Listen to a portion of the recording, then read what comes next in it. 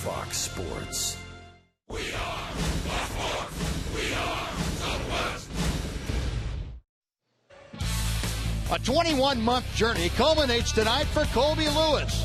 After elbow and hip replacement surgeries, Lewis's return to the mound is, in itself, a triumph. Yet everyone knows helping his team is more important to Colby than any personal achievement. So tonight, Lewis and the Rangers welcome Robinson Cano and the new-look Seattle Mariners to Globe Life Park. The beginning of a 4-game series starts next.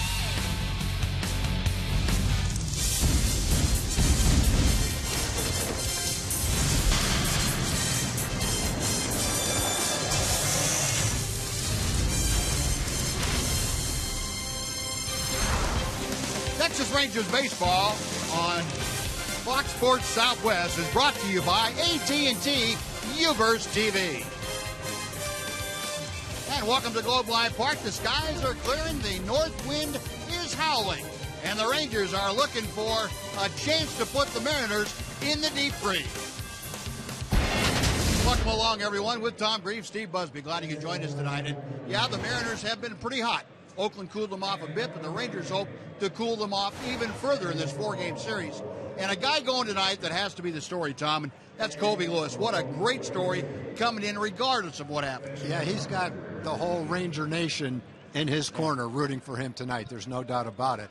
He hasn't started a game since the middle of 2012. He's had hip surgery, he's had elbow surgery, and he's one tough guy. Never makes excuses, and if it doesn't go well tonight, he won't make an excuse tonight. But he feels great, hasn't felt this good in a long, long time, and hopefully the way he feels will translate into good results for him tonight. Well, you know the guys on the club, too, feel for it. They want to do well for Colby in this first outing. J. Pierre and Sevilla and company getting set to take on the Mariners starting lineup. And the first pitch coming up right after this.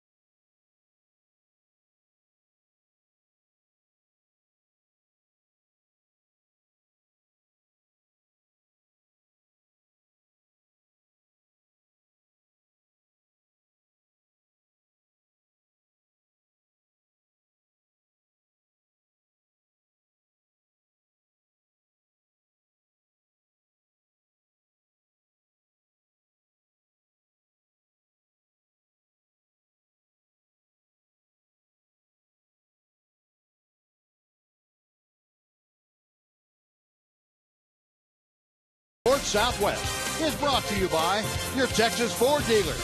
Take the EcoBoost Challenge to see why Ford is the best in Texas. by AT&T UVerse TV. Check availability at 1-800-PICK-ATT. Rethink possible. By a reminder from Budweiser. Great times are waiting. Designate a driver. And by Southwest Airlines. Find Southwest Airlines fares online only at southwest.com. Colby Lewis taking the hill, and that is quite a sight for Ranger fans. And right now, let's go down to the field. Emily Jones has more about Colby Lewis standing by. Buzz, as you know, this night has been a long time coming for Colby Lewis, and over the course of the last 21 months, everyone, including Colby himself, wondered if he would ever get back to this point. But here he is, and his comeback story is definitely not lost on his teammates. You're his teammate. You know how such a great person he is. You know, such a hard worker. It's always nice, you know, to see them, especially, you know, bounce back for the injuries, that surgery. So we're all excited. We know what he can do out there. So, you know, for me, I just hope, you know, I stay healthy. And, you know, if he stay healthy, we know, you know, all the good things we're going to do for this team. And I've kept an eye on Colby over the last 30 minutes or so since he came out to warm up. Of course, nothing looks different about him. Cool as a cucumber, as he usually is. However, I did run into his wife, Jenny, on the elevator down. She did look a little bit nervous. She may be more so than Colby is, guys. All right, and yeah, that figures. That typically is the way it works. Seattle Mariners starting lineup that's going to face Colby Lewis. Abraham Almonte leads off. He's the center fielder. Brad Miller is next, then Robinson Cano, the second baseman. Corey Hart is the DH. Logan Morrison plays right field. Kyle Seeger in third. Justin Smoke bats seventh and plays first. Dustin Ackley is in left field. And Mike Zunino catches. And the first pitch of the ball game to Abraham Almonte is outside for ball one. We'll check our Sonic scouting report for Colby. First major league start since July 18th of 2012. In the 3 years, 2010, 11, and 12, Colby had a winning record, a nice ERA of 3.93 in 80 starts. One rehab start at AAA, 5 innings, couple of earned runs, 3 walks, and a couple of strikeouts. Colby says he feels great. He's definitely rehabbed enough to be ready to go tonight. He's not on a pitch count. This is just a regular start for him. Being judged on performance, and he'll pitch as long as he could normally. Yeah, all the question marks have been answered as far as Colby is concerned, and for that matter, as far as Mike Maddox and Ron Washington are concerned. Well, that's a great way to start your comeback, Colby. A punch out of Abraham Almonte. There's one away. Yeah, when you've never seen Colby before and you're down no balls and 2 strikes, and he drops this curveball on you, you can forget it. The Ranger defense tonight delivered to you by Fred Loya Insurance.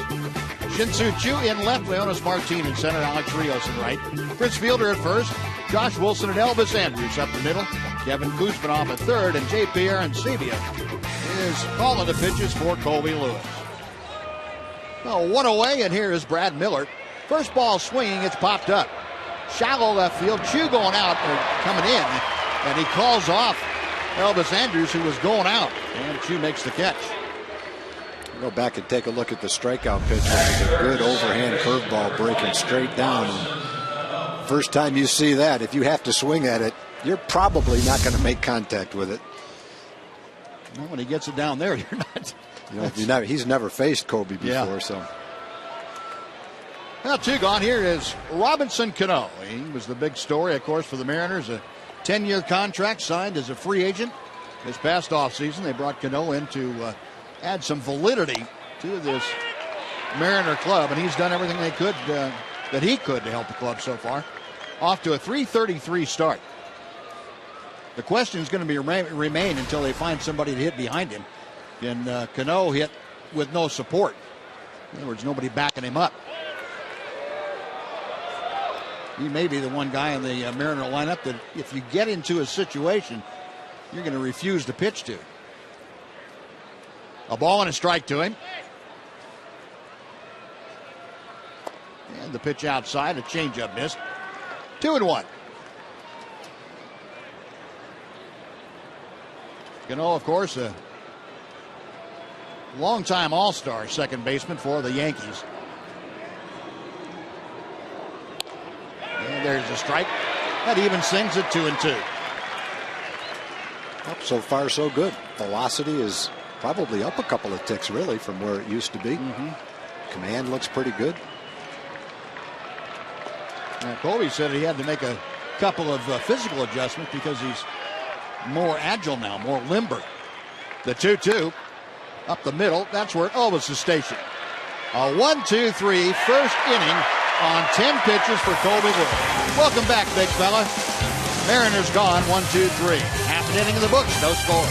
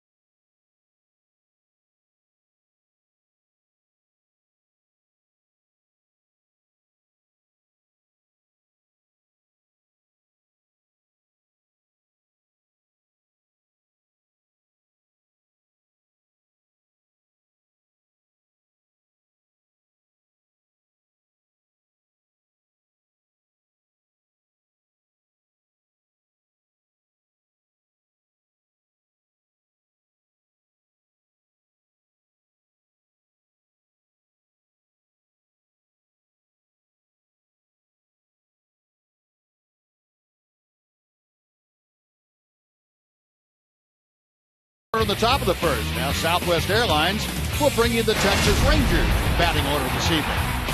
Shin-Soo Choo leads off. He's in left field. Elvis Andrews plays short. Alex Rios at right. Prince Fielder is the cleanup man. Kevin Koosman off at third. Michael Choice bats sixth. He's the DH. JP Arancibia is catching. Leonis Martin in center field. And Josh Wilson bats ninth, plays second.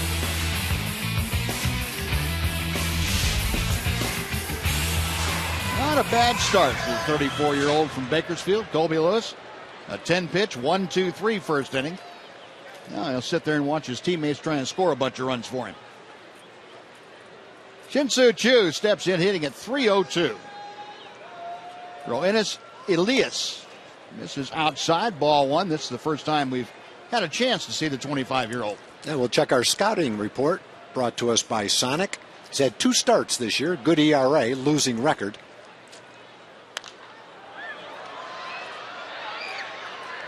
Opponents are 6 for 34. Signed as a minor league free agent. Defected from Cuba to Mexico in 2010.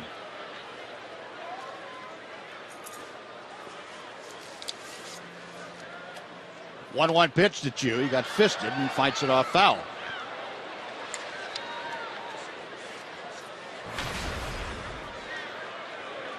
Got a late lineup change, apparently. We've got a new right fielder. We'll tell you about that in just a second for the Mariners. 1-2, the count to Choo. Elias back to the plate. Try that big sweeping breaking ball, and it's 2-2 now. Michael Saunders is in the ball game now, and in place of Logan Morrison. That's foul back.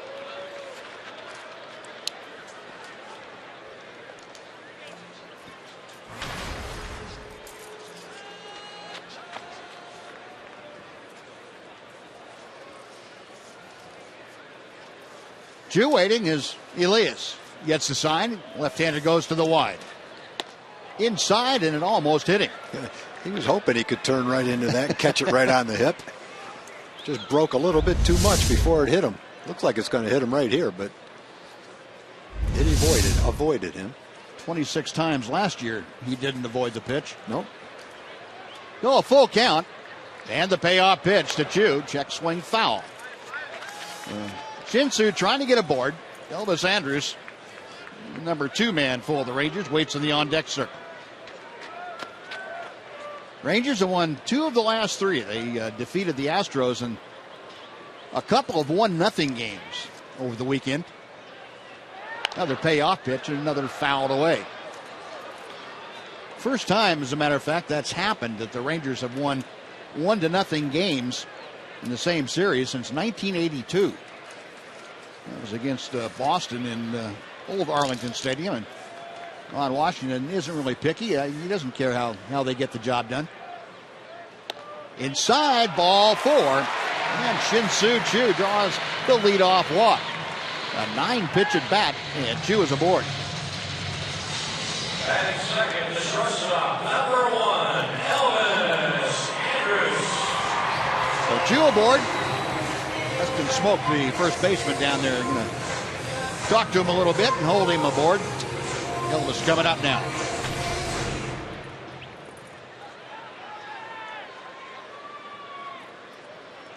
Elvis had his 11-game hitting streak come to an end yesterday in an abbreviated game for Elvis. He was tossed out by Alan Porter, the home plate umpire, in the 3rd inning.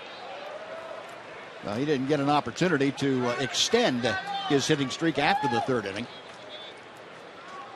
Takes that first pitch. It's very high for ball 1. Elvis at 298 now. Home run and 3 driven in. Elias has had pretty high pitch counts, 80 pitches and 91 pitches to get through around 5 innings in his first 2 starts. Floats a changeup outside. It's 2-0.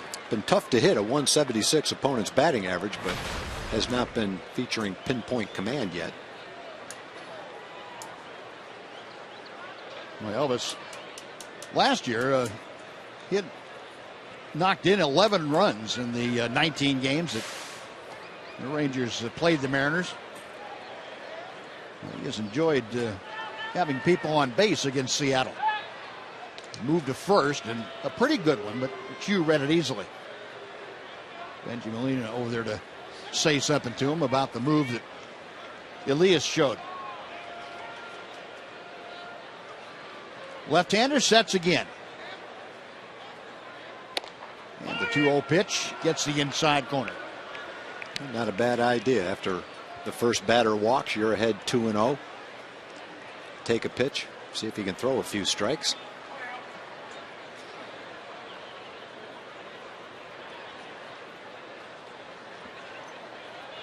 Set to go, and a check of Chu. And another pretty good move over there. That's about as close to stepping toward home plate as you're going to see a left-hander get. And he's right on the borderline. It's a good move, but it's right on the borderline.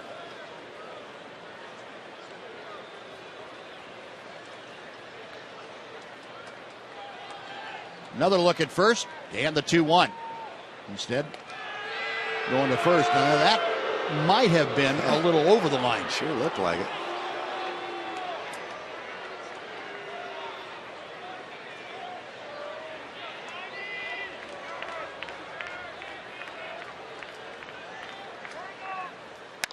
Elvis diamond to right. It's a base hit. Chu to second. He will put the brakes on there.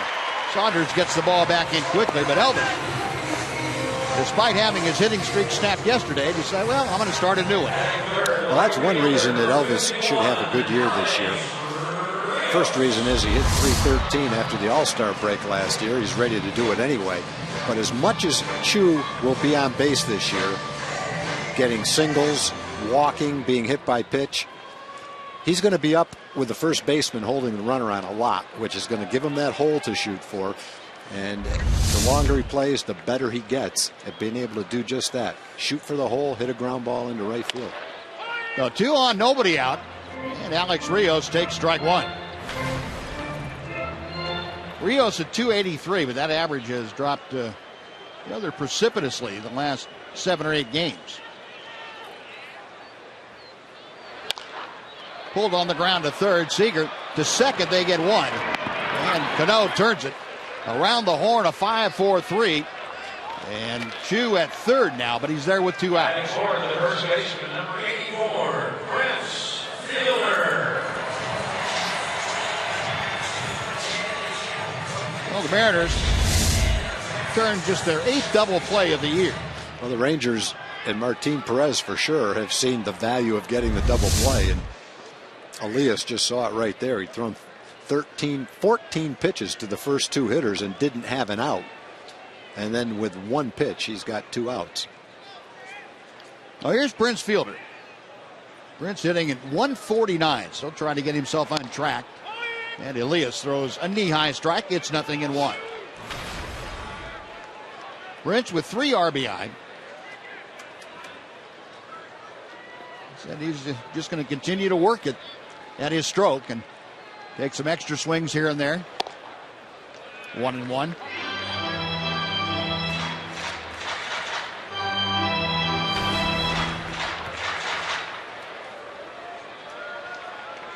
Fielder, as you can see, just 3 for his last 31 trips to the plate. Had a pretty good rip there, but fouled it straight back.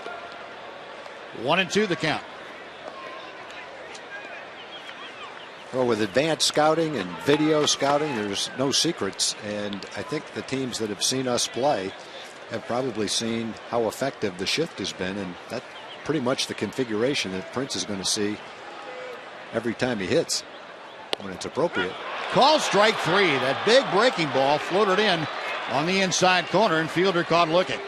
Well, they first looked promising, but the Rangers strand a runner on a hit and a walk. On to the second, scoreless ball game.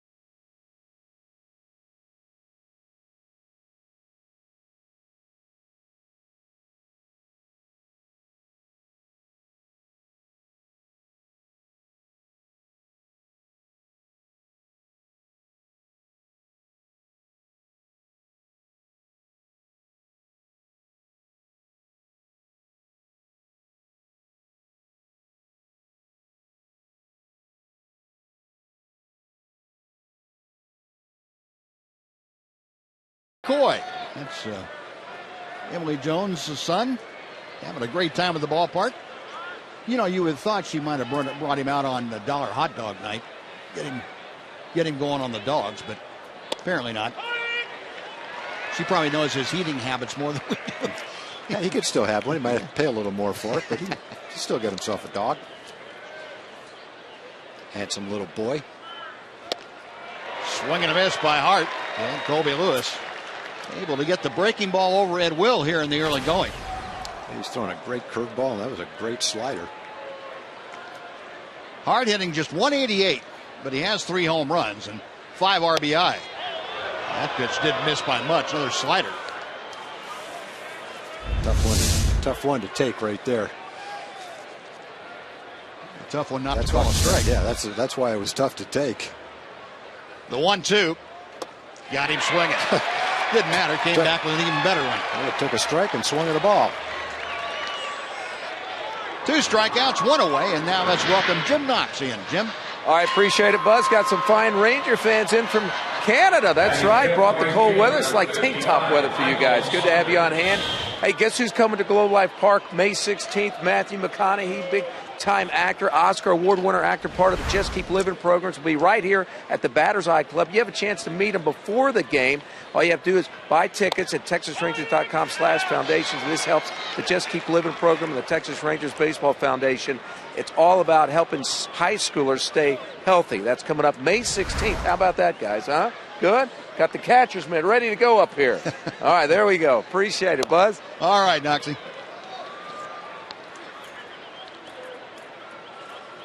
Michael Saunders, a late insert. As a matter of fact, he was inserted midway through the first inning. Apparently, Logan Morrison, the right fielder who started, his hamstring tightened up on him, and he just decided he couldn't go. And so Saunders put in. Morrison, since he started the game, will not be available. He is a used-up player for tonight. Saunders at 176, no home runs, 1 RBI. 1-2 pitch, and that ball is in the dirt. 2-2 now. You think some of these Mariner averages look a little low? You're right. The team hitting only .225 as a group.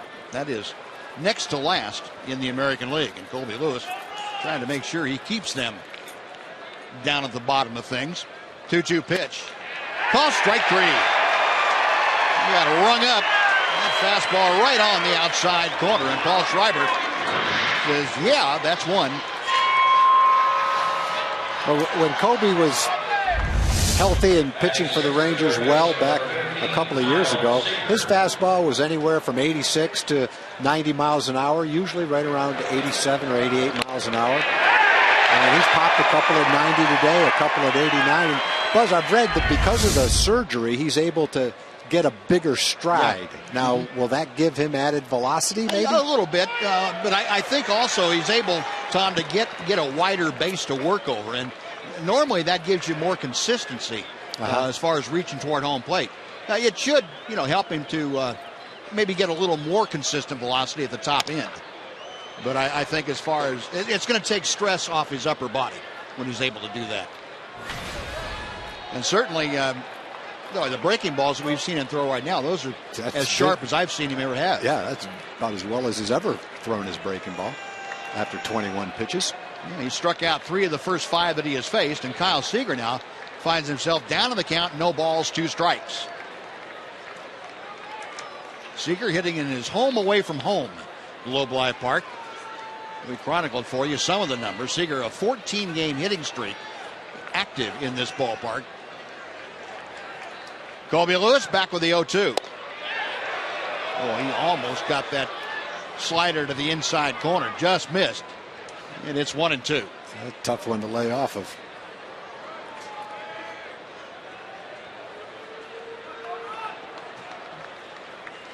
Back to the plate comes Lewis. And the changeup is in the dirt. 2 balls, 2 strikes. Take a look at the Ford leaderboard tonight. And he will tell you the average against the Rangers last year. And Miguel Cabrera, just ridiculous, 478. Look down there in 4th spot, though. Kyle Seager, 403. Fouls that next pitch off, and it's still a 2-2 count. Tom, you mentioned something in the open I think that's very important is not only did he hit well, talking about Kyle Seager, he had timely hits against the Rangers. Yeah, it seemed like he had a lot of hits late in the game when they needed a base runner or when they needed a big run knocked in. We saw that a lot last year. Almost got him there, and Seager just able to spoil a Lewis offering. That's what we've seen him do a lot. Have a patient eye, make pretty good contact. He's only had 4 hits so far this season. He's 4 for 33, but he has walked 8 times. Colby waiting for Seager to get back in that batter's box. Now the right-hander goes to the wind, the 2-2. Just a little bit high, and the count is full. Well, if Seager's able to extend this second inning, Justin Smoke, former Ranger and the number 7 hitter for the Mariners, would be next. Lewis with a payoff pitch. Tried a breaking ball, and Wasn't quite able to get it down the way he wanted to, but got the foul ball.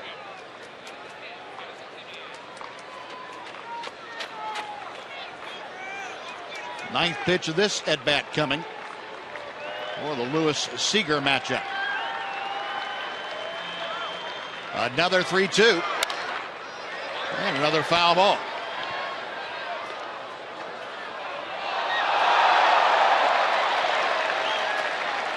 Seager not swinging the bat right now like a guy that's hitting 121.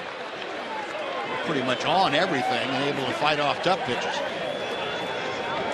Now it's a little chilly out here tonight. The fans came well prepared. There's a base hit to center field, and Kyle Seager in a 10-pitch at bat on the 10th pitch, able to extend his hitting streak here to 15 straight ball games. Yeah, it's just a case of Kobe saying, I'm not going to walk this guy. I'm going to throw him a strike.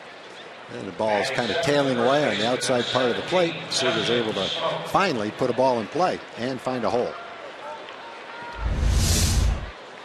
The first base runner for the Mariners, Seager at first, and Justin Smoke, a .220 hitter, will step to the plate. Smoke, though, 9 RBI. That's the most on the Mariner ball club. Well, he has been productive with not a lot of hits. He takes that first breaking ball. That's low for ball one. Smoke has had good success against Colby Lewis. You can see he's had no success of late overall. The fastball that's just off the edge. 2-0. Smoke is 4 out of 7 in his career against Colby Lewis with a couple of doubles and a home run.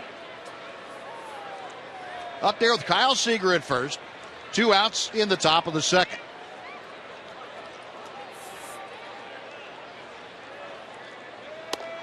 Fastball strike. 2-1 to Smoke.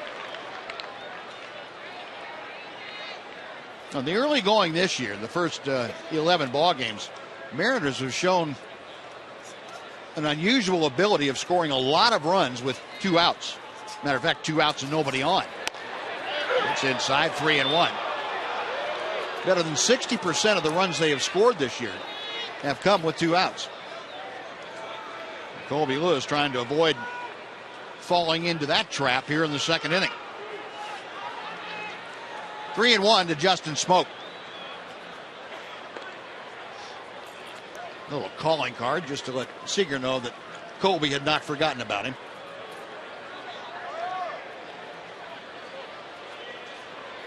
The shift on by the Rangers for Justin Smoke. 3 infielders on the right side. 3-1 pitch on the way. And through the shift goes the ground ball. Into right center. Seager will stop at second, as Alex Rios gets a lot of respect from Kyle Seager running the bases. But back-to-back 2-out hits. 2 aboard for Dustin Ackley. In both cases, Seager and Smoke were in fastball counts and got fastballs to hit and ended up getting base hits. Guys that have had no luck today are the guys that Kobe's been ahead of and gone to work on, and in several cases gotten them to miss breaking balls. Seager laid off the 0-2 slider that kind of was the key to his base hit. That kept him in the count. So 2 on, 2 out. Dustin Ackley, who's off to a very good start at 3:08, steps to the plate and takes a fastball for strike 1.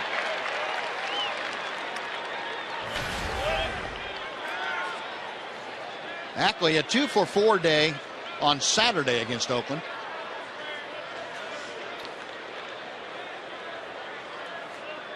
Lewis a check of second. And to the plate.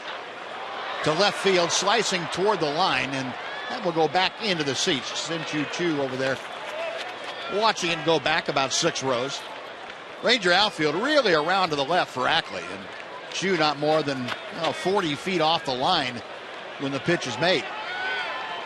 Leonis Martin well over into the gap and well off the right field line.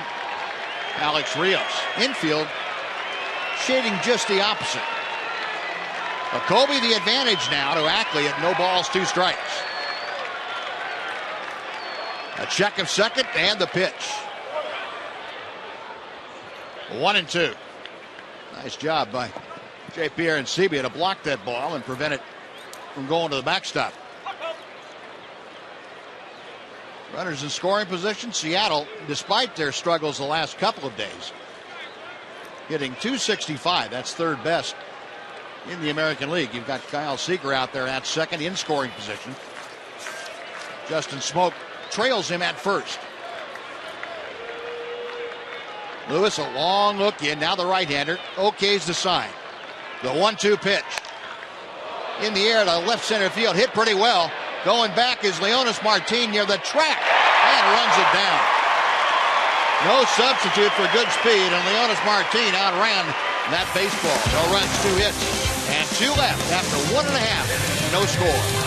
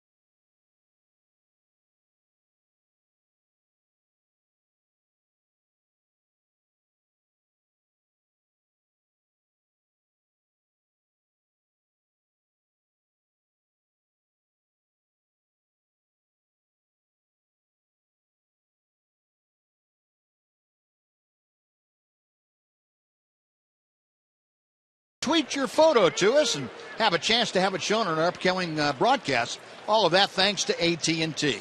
Use hashtag Southwest Fan Photo, and we'll start selecting your photos to be aired during the season.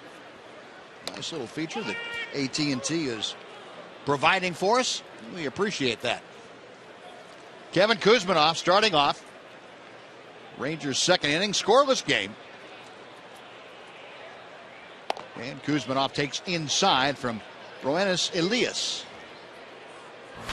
Elias pitched double-A ball last year. Had a good record, had the 7th best ERA in the Southern League. 3.18 ERA. Then went to spring training and had a good spring. 3-0 with a 2.28 ERA. Under ideal conditions, if everybody was healthy, he would probably be in AAA for Seattle. But they've had some injuries. 1 ball, 2 strikes. And Kuzminoff fights off that breaking ball. Big injury was to Hisashi Iwakuma. Very solid frontline starter. And then Taijuan Walker, one of their really bright young prospects, was ready to make the ball club too. And both of those guys were hurt either during or before spring training. Another pitch inside, fought off. You saw a shot of Iwakuma. Apparently he's a couple of weeks away from maybe being activated by the Mariners. They can certainly, as far as they're concerned, they can certainly use him back. Yep. 1-2. Elias into the wind. And misses high. That evens the count. Kuzminoff, as the numbers showed you, off to a very good start. Had a pinch hit, base hit in his first appearance in Boston. And Steele will show you all the locations of those various pitches. Broken bat, 1 hopper right back to the mound. Elias pegs on to Smoke, that is out number 1, and Michael Choice coming up. We talked about the long way that Leonis Martin had to go. Watch where he starts and where he ends up. Luckily, he was shading him a little bit in left center field. If he was shading him in a right center field, he really would have had it gone a long way. But he ran that down. Had a pretty good idea, I think, that he could run it down. Actually gave it a pretty good ride, though, to left center field. The wind has pretty much died down. Michael Choice taking a couple of strikes. Yeah, it was about a 15 to maybe 20 mile an hour wind when we started, or right before the ball game. It's died down to no more than half that. Foul tip. Choice still alive at 0-2. Pretty good changeup by Elias. Fastball 91 to 93. Last 2 changeups have been about 87 miles an hour. Pretty good breaking ball to go along with it. Pretty good tools. Another 0-2 pitch. Likes to pitch in, it looks like. Yeah. Certainly not afraid to. No, have to like that about him. His last start was against the Angels. 5 innings, only gave up 2 runs. They came on a 2-run homer by Albert Pujols. And through the left side, a base hit for Michael Choice. Waited nicely on the breaking ball that probably stayed up a little bit more than Elias would have preferred. But Michael Choice with the second Ranger hit of the night, aboard with 1 out. Batting seventh, catcher number 7, J.P. Arencibia.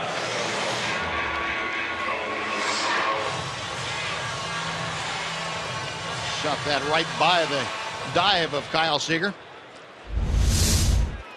So J.P. Arencibia steps to the plate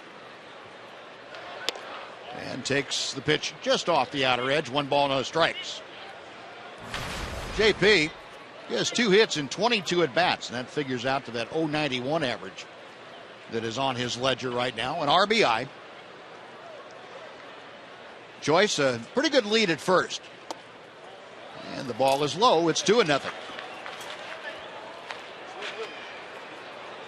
Michael, of course, an excellent athlete and with good speed, but probably not a proficient base stealer yet, although he's working on that as he is all phases of his game.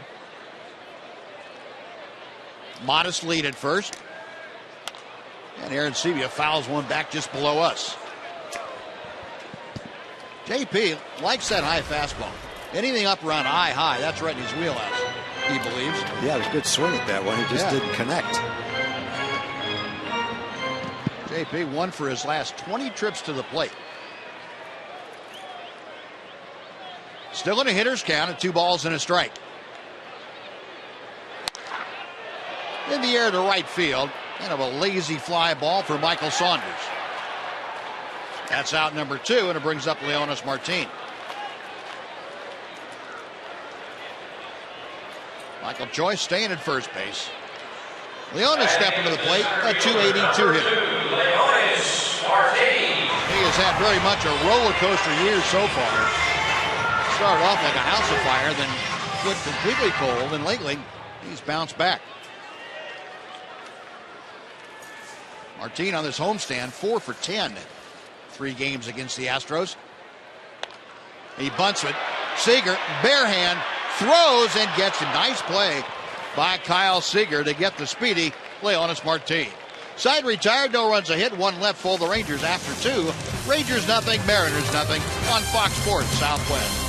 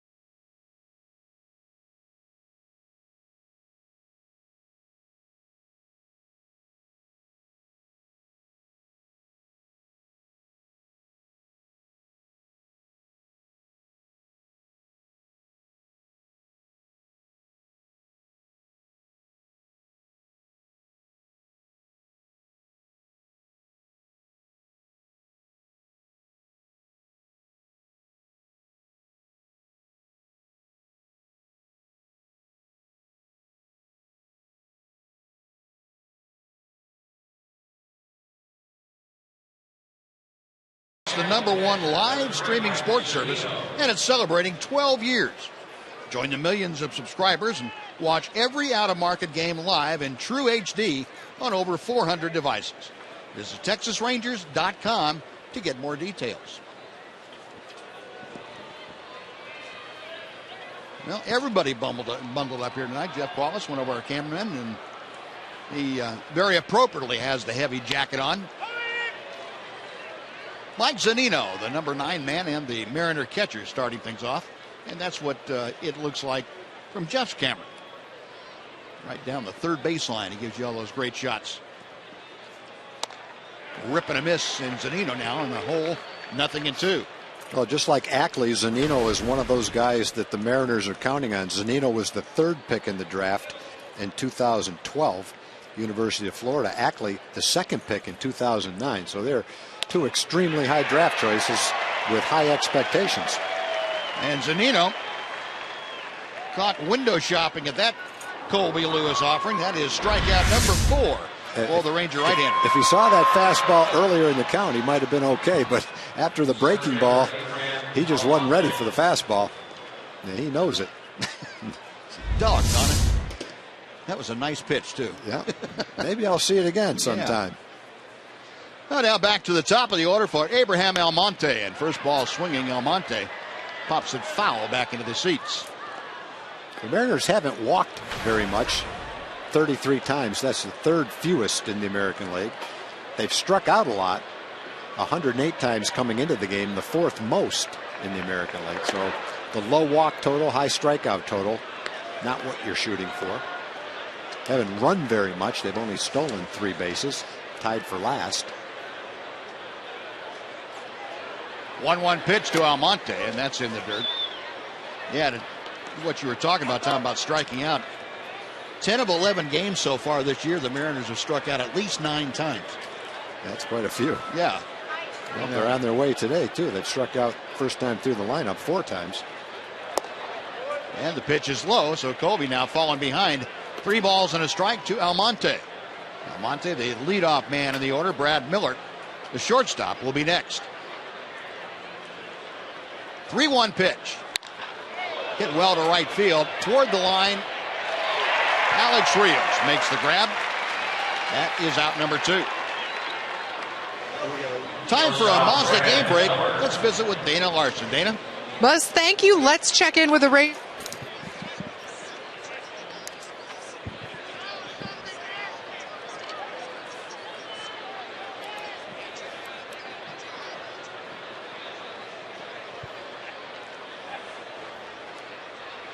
All right, Dana, thank you. Here's Brad Miller. And Miller, a fly ball to the left his first time, and Colby drops that breaking ball in for strike 1. Colby working quickly, as he usually does. That pitch outside. Miller, a modest 3-game hitting streak coming in. On 4 for 13 in the last 3 ball games. Little looper to left field. Chu coming on in a hurry. He's going to have to pull up and play it on a hop. Miller, a big turn at first, hangs on with a 2-out single. No, Shin-Soo Choo was not going to play that into a double, and had he kept coming and not gotten it, it would have been at least 2 bases. So played it conservatively, gave up the 2-out single. Yeah, that's one exactly right, Buzz. Depending on the game situation, in a different game situation, you take a different angle, you might be able to catch it, but with 2 outs and nobody on, keeping him at first base is probably the safer choice.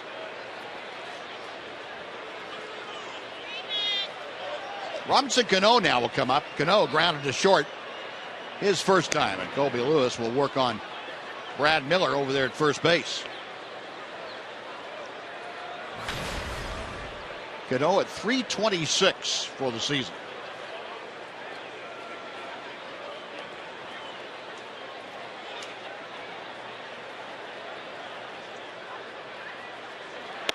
Cano takes high, 1 ball and no strikes. Good look at our roaming RF camera. Give you different shots from around the stadium. top of the lower level seats. 1-0 pitch coming to Cano. 2-0.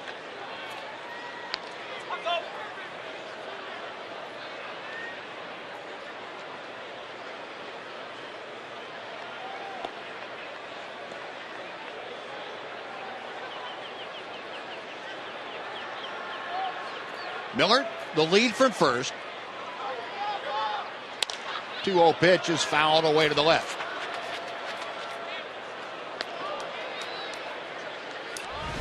And here's some more information on Robbie Cano, 11-game road hit streak. That goes back to last year, obviously.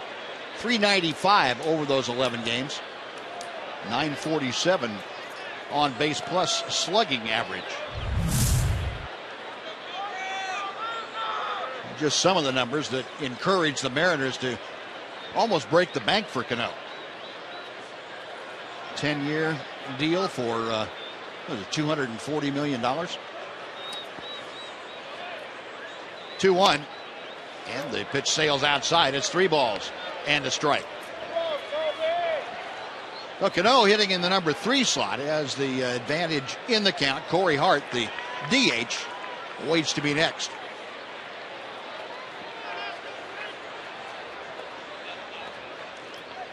Miller establishing his lead. Colby set, a check. And the pitch hit in the air to left field. Moving back a bit toward the corner. Shin-Soo Choo puts it away. Nice job by Colby Lewis working around a 2-out single. 1 left for the Mariners after 2.5. Rangers nothing, Mariners nothing. Fox Sports Southwest.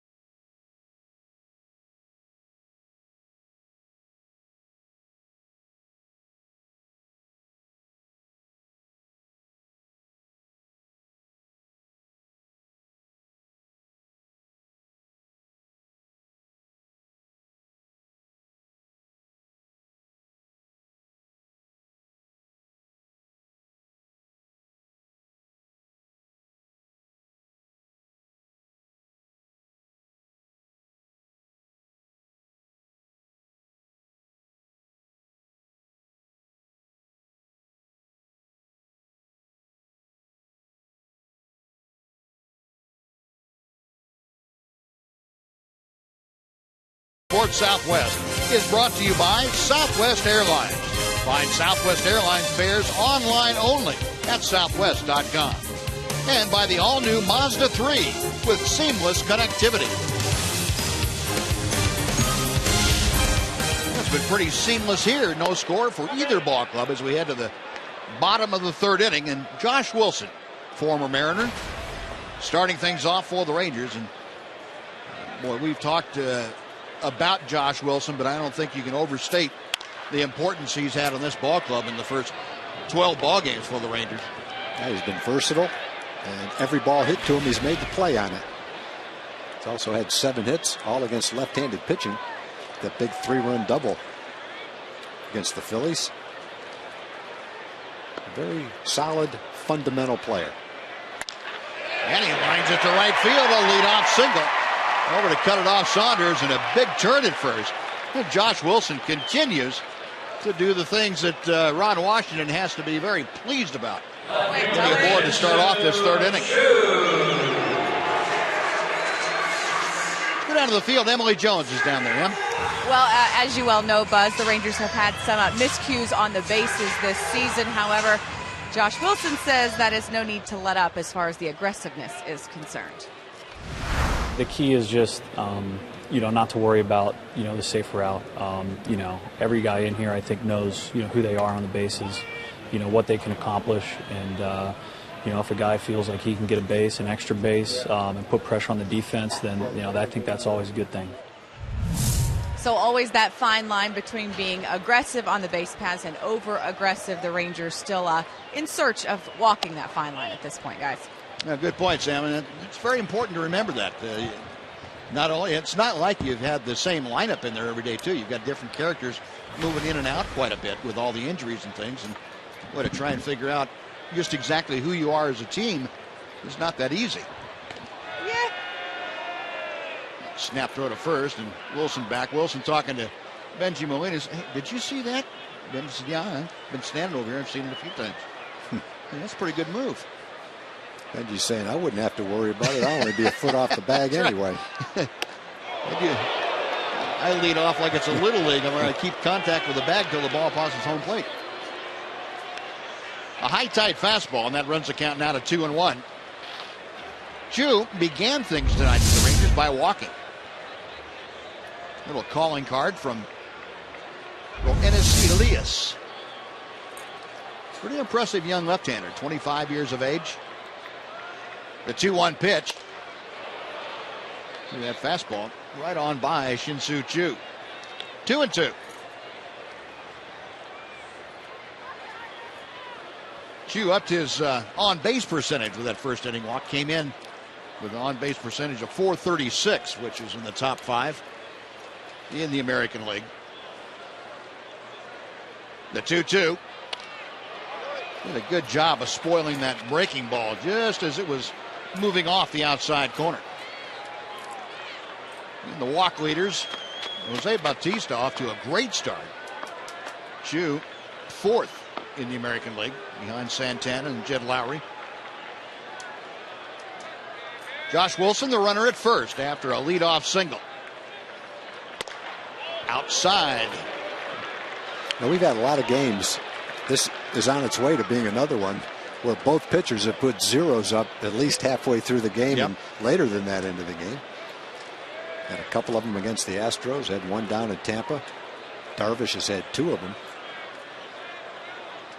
Not a lot of early scoring by the Rangers or their opponents. No, you're right. Payoff pitch is fouled away. Wilson on the move, so he'll retrace his steps. And if somebody told you that early in the season like this, you say, well, Rangers must have played a lot of road games. No, those have been happening here.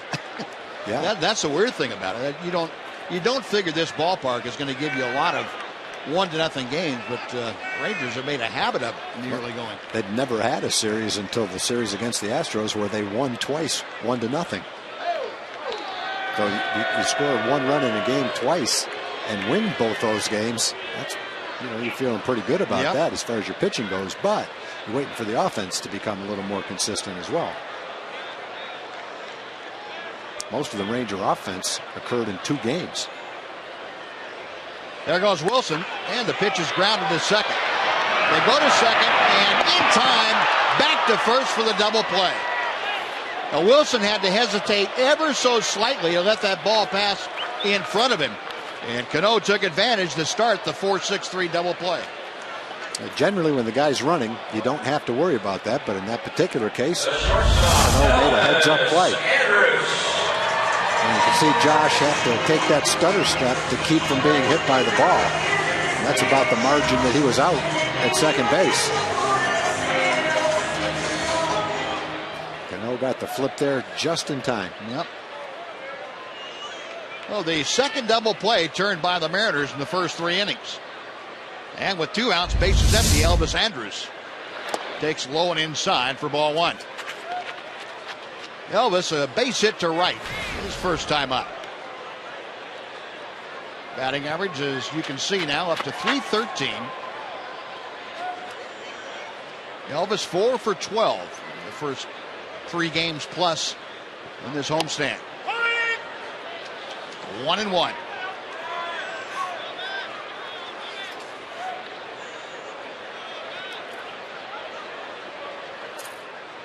Elias working from the windup.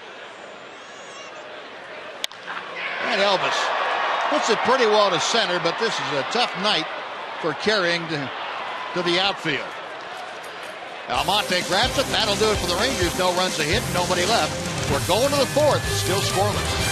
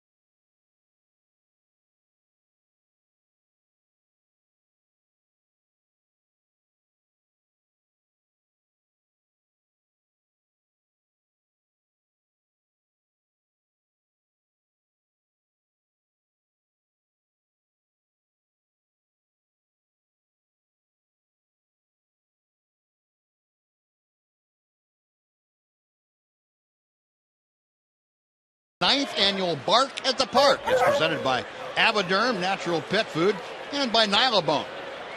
The event takes place on Thursday, that's June 5th. You can enjoy a pregame dog parade before the Rangers take on the Orioles that night. And advanced registration is required to bring your dog, so just visit TexasRangers.com/Bark at the Park today. Corey Hart starting off the Mariner fourth inning and fouls the first pitch back. It's 0-1. Colby Lewis has struck out 4 of the first 12 Mariners that he's faced. He's given up 3 hits, but no damage. And Corey Hart, a strikeout victim, his first time. Oh, he got fisted there and right behind the bag, but foul as Kuzminoff fielded the chopper. And Hart will come back with an 0-2 count on him. Colby, you see 56 pitches, 36 of them for strikes. Yeah, the first 5 hitters were out in about 20 pitches, and then Seager had the long at bat and got a base hit. And then since then, Colby's pitch count has been extended a little bit. He's got a quick out here. Nice little convenient chopper right back to him. And Hart's retired. Michael Saunders now coming up. Colby's not a fun guy, especially for a right-hand hitter when he's ahead in the count. Because he can go to his curveball, he can go to his slider, and he can usually throw it in a tempting spot and make you swing at it.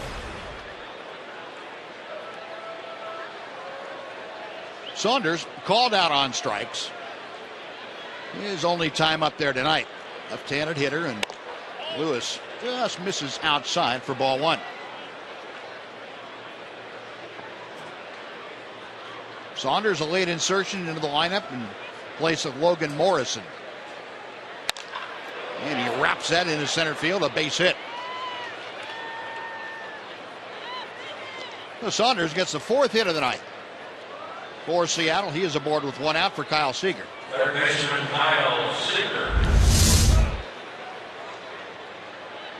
Had a pretty good fastball in a pretty good location. Put a pretty good swing on it.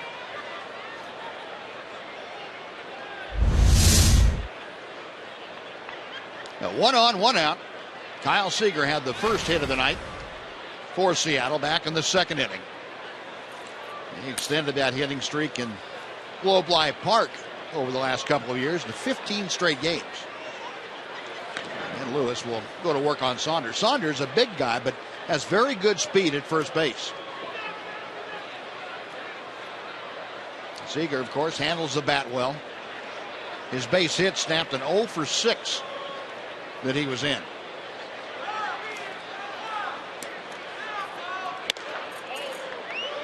And that pitch just out of the zone, 1 ball, no strikes.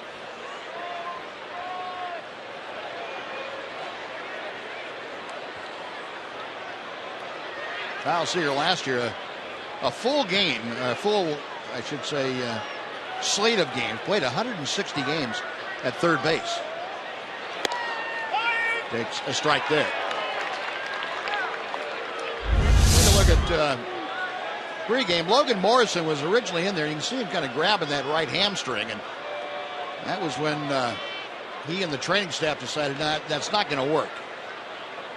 It's a chilly night, and the Mariners, of course, played yesterday in Seattle and had to make the flight in here last night. Sometimes if you have the start of something going on muscular, it'll make it even worse. 1-1 the count to Seager. There goes the runner. The pitch is swung on and missed. The throw is in time. They got the sliding Saunders. The Ranger catcher's been throwing well. Robinson Chirinos has thrown out a couple of guys, and now JP had to make a quick, accurate throw, and he did. Elvis slapped down a nice tag as well. Goes a little bit on the shortstop side, but you can see how quickly Elvis slapped that tag on Michael Saunders to get the out. Well, the attempted steal, not to be. Looked like a hit and run. Seager swung after the ball was in the catcher's glove, though. I think he realized he missed the sign maybe when he saw Saunders streaking to second out of the corner of his eye. Just a guess. 1-2 pitch hit him. Colby Lewis coming up and in, and that got Seager. And he will go to first base, and the hit batter.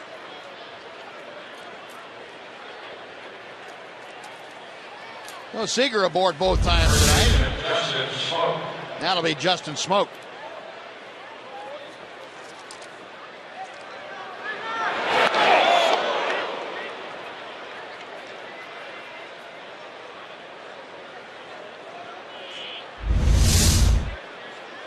Justin Smoke, the switch hitter, had a base hit to right. His first time to the plate. Rangers in the overshift, and the first pitch way inside for ball 1. Kuzman off the third baseman at the normal shortstop spot, and Andrews, Wilson, and Fielder all on the right side of the diamond.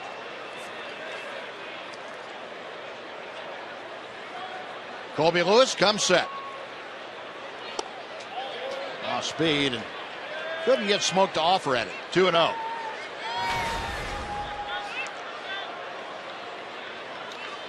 Couple of home runs so far for Justin Smoke.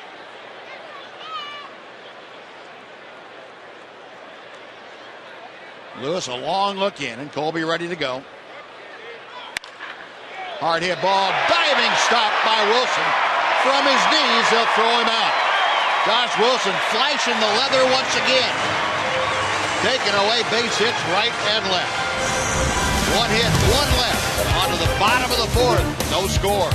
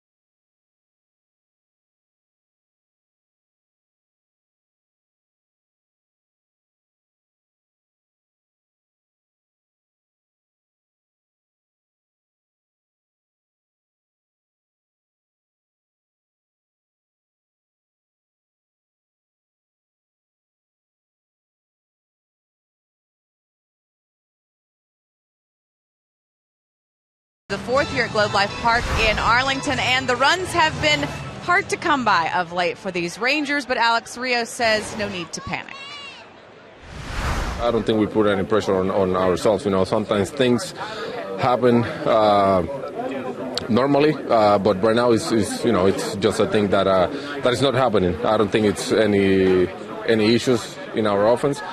So at some point we're going to start hitting and bring runs in, but I don't see anything wrong at this time. Fortunately for the Rangers, the timing has worked out in their favor, as it seems like the offense has been struggling. The pitching has been quite good, which has kept them in games like this one, guys. Thanks, Em. Yeah, no doubt about that. It's 3 shutouts so far for the Ranger pitching in the first 12 games, and you don't need to score a lot of runs to win if your pitching's going to shut people out. 1-2 to Rios. Try it again on a ball and 2 strikes. He thought the pitch before that was low, but he wasn't taking any chances with 2 strikes, so he swung at the pitch. It was probably a little bit out of the strike zone, but I think Alex didn't feel like he could take a chance not swinging at that one. Rios grounded into a double play his first time, and he chops this one down the third baseline. It rolls foul. We'll try it one more time. Alex at 277. Elias back to the plate. Hey, this guy's got a pretty good idea of how to pitch. He has change speeds on the fastball anywhere from 88 to 93. Throws that changeup in there and has good command of it.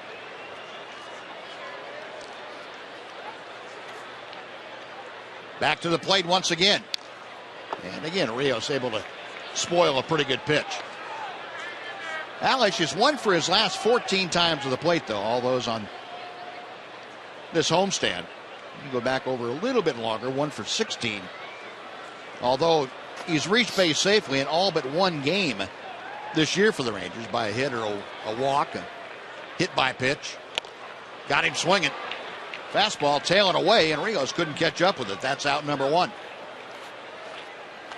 First baseman, Prince. Second strikeout for Elias, and now Prince Fielder. He tried him a good combination of pitches and finished him off with a fastball, 93 miles an hour. Fielder caught looking at a third strike in the first inning. Takes a strike here. And again, the extreme overshift on for Fielder. Kyle Seager, the third baseman, now going back to a normal shortstop spot. That's outside.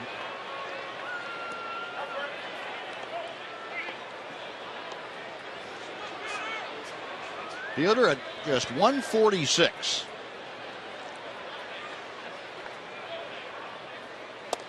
Big breaking ball. That's the one he got caught looking at for the strikeout in the first.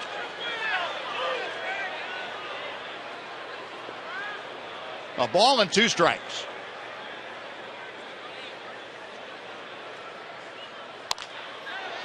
Slow chopper to the right side, charging his Cano. And he whips it sidearm to first. And Fielder is retired. There are 2 gone for Kevin Kuzminoff. Third baseman, Kevin Kuzminoff. Prince going back there shaking his head a little bit. He trying to figure out Elias. Well, the Rangers aren't getting a lot of base runners, and unfortunately they're not hitting the ball out of the ballpark. They've only hit 5 home runs. Kuzminoff, first ball swinging, drives it to right, but not tonight, not carrying all that well, and Michael Saunders takes care of it. Rangers down in order, first time they've gone out 1-2-3 tonight. We have finished 4, Rangers nothing, Mariners nothing on Fox Sports Southwest.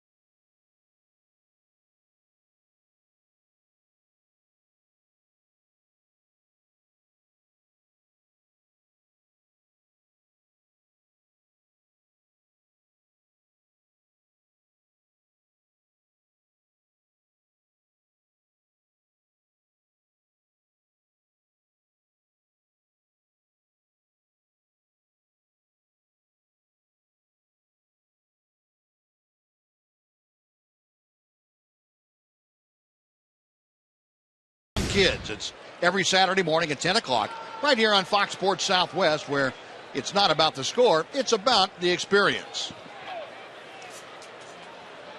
Young folks out tonight, bundled up against the chill and seeing another good pitchers duel.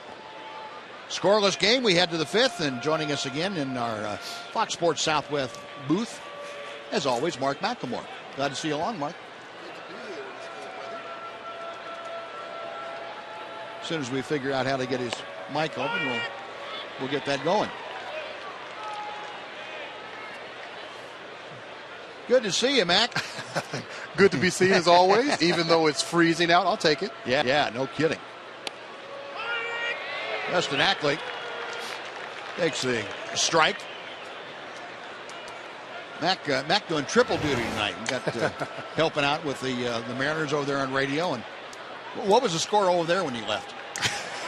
Believe it or not, it was tied 0-0. Great pitchers duel there, too. Wow.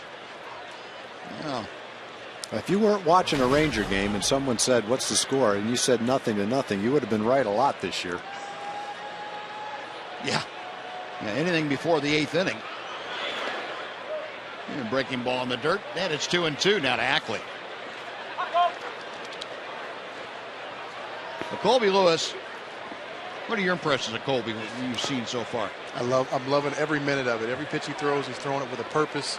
He's changing speeds, using both sides of the plate, especially going inside. He, clipped Seager there. Prince will take care of that with no problem. 1 out. But that was probably a good thing. At least he kept the ball in the ballpark with Seager being out. Yeah, no kidding. Isn't that something? 15 straight games. And I remarked to Tom, I said, it seems like every single one of those hits that he gotten beat the Rangers or scored an important run for him. Yeah, they were huge hits. Yeah. Especially the home runs. Some of the home runs he hit were huge home runs. So it's not just, a hit here in the 3rd inning or, in the 5th inning. These runs were doing damage. Yeah. Here's Mike Zunino, the young catcher. Couldn't check his swing in time. It's strike 1. Zunino called out on strikes in the 3rd inning. A great story tonight, though, Colby Lewis. And, it doesn't look like he feels any different than he did the last time that we saw him. Matter of fact, he probably feels better because his hip doesn't hurt. I'm sure he does. And it's amazing. That ball is really hammered to center field. Leonis Martin pulls up, and that ball is gone. Boy, Zunino putting a charge into it. His 3rd home run of the year, and the Mariners have a 1-0 lead. Yeah, Kobe had handled Zunino fairly easily the first time up. Got him to swing at a breaking ball out of the strike zone, and if he makes a good pitch with his breaking ball, the same thing probably would have happened. Unfortunately, he hung this one right out over the plate. And Zunino has great strength. That pitch is kind of right in his wheelhouse. Well, the Mariners with their 13th home run of the year as a team, and Zunino with his 3rd. Takes them back to the top of the order for Abraham Almonte. 422 feet from home plate is where that ball landed on Greens Hill. Almonte, a strikeout, a line drive to right field. Here's a strike. It's 1-1.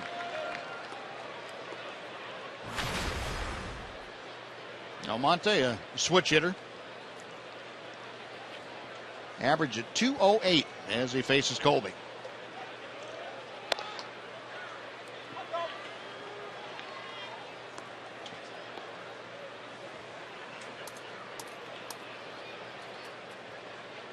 Colby waiting for Almonte to get back in the box. Now the right-hander goes to the wind. Inside corner, 2-2.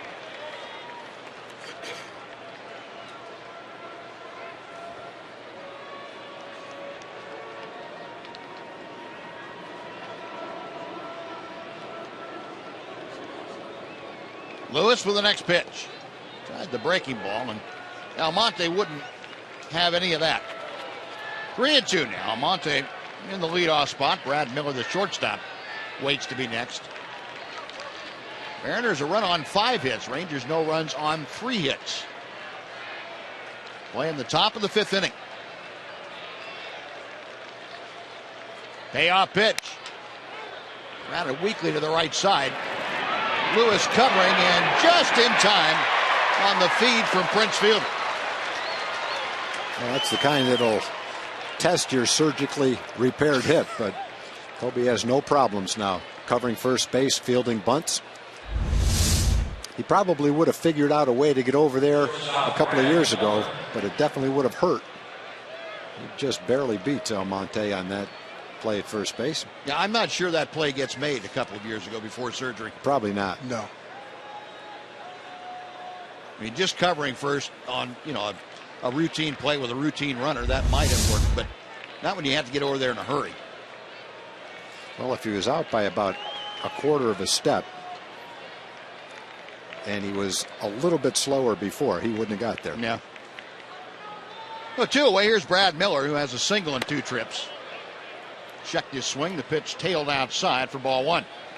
He's got to feel good just to be able to go out there pain-free. I think if anything else, as a player, you're trying to play through pain, it's very difficult. Well, and being able to do the things that you should do and can do without it hurting, I would think that nothing feels better than that. It looks as though he's at the point where he's not even thinking about it. Yeah. Hit well to right, but coming on is Alex Rios. And, looked like he had a knuckleball to work with. He made the catch. That'll do it. But Mike Zunino with his 3rd home run of the year, a solo blast. And we'll go to the bottom of the 5th inning, 1-0 Seattle.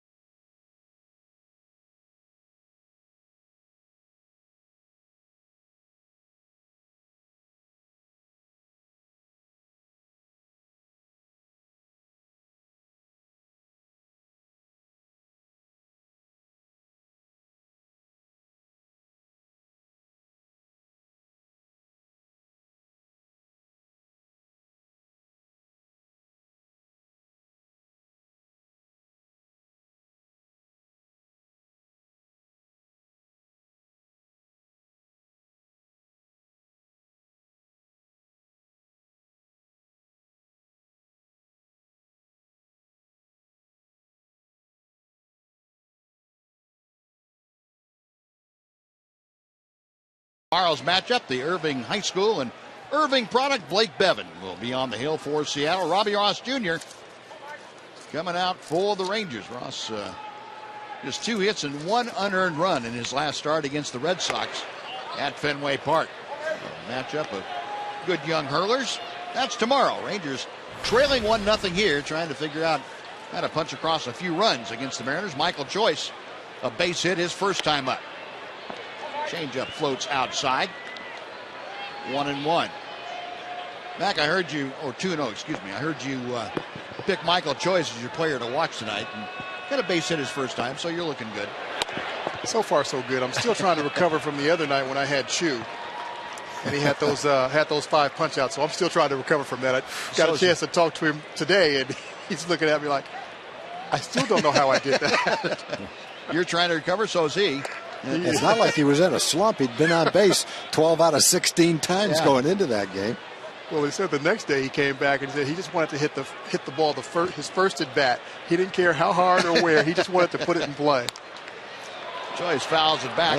I had a game in Baltimore one night against Jim Palmer. I struck out 4 times without fouling a ball off. Next game was in Chicago, and I struck out the first time up. So I've got 5 straight strikeouts. The second time up in that game, I hit a pop-up foul near the dugout, and I was praying for the guy to catch it. Just to keep from striking out 6 straight times. And I think it was Bill Stein who was playing third base. He caught it leaning over the fence. Yeah. Oh, yeah. Yeah, that'll wear on your mind. Oh, boy. it will. You just want to hit it, put it in play, something, make it out any other way than a strikeout. You're embarrassed. Your teammates are making fun of you. The other team's laughing. I'm surprised they didn't give you a standing ovation in the dugout. Well, it was on the road. Oh, when I got back? Yeah, your guys. Yeah, I can't remember what they did. They probably did. Of course, when you struck out against Jim Palmer, it wasn't that bad because everybody else was doing it too. Yeah, I'm sure you weren't his only 4 strikeout guy. Hey, Michael Joyce able to work a leadoff walk. Well, the Rangers get the tying run aboard with nobody out. J.P. Arancibia coming up. Michael Joyce has been aboard both times tonight. So far, so good. Yeah. You get a few of his teammates going, then that'll be even better. Arancibia flied out to right field back in the second inning. J.P. Really in a downturn offensively now. He's just 1 for his last 21. Okay, so we're into the 3rd week of the season. Have either one of you guys gotten into the booth yet and made a call yet? No, I haven't even thought of it. Wow. I'm waiting for the guys to get hot. Yeah, I'm not going to use mine right now either. I was just wondering. I'm going to wait till the weather warms up a little bit. Considering they've only had 5 in 12 games plus a half tonight, we would have had a lot of chances to be wrong. And that's no fun. The thing about the call is it's potluck, obviously. And if you don't make it, you're certainly not going to get it right. So you got to toss it out there once a game. You're right, Mac. You can't save it. Rip and a miss. It's a ball and a strike. J.P. Arancibia.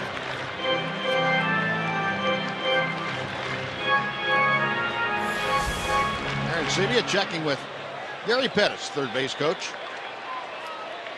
Choice at first. Rangers trailing 1-0 here in the bottom of the 5th inning. Double play ground ball to short. Cano turns it over. 6-4-3, the 3rd double play turned by the Mariners tonight.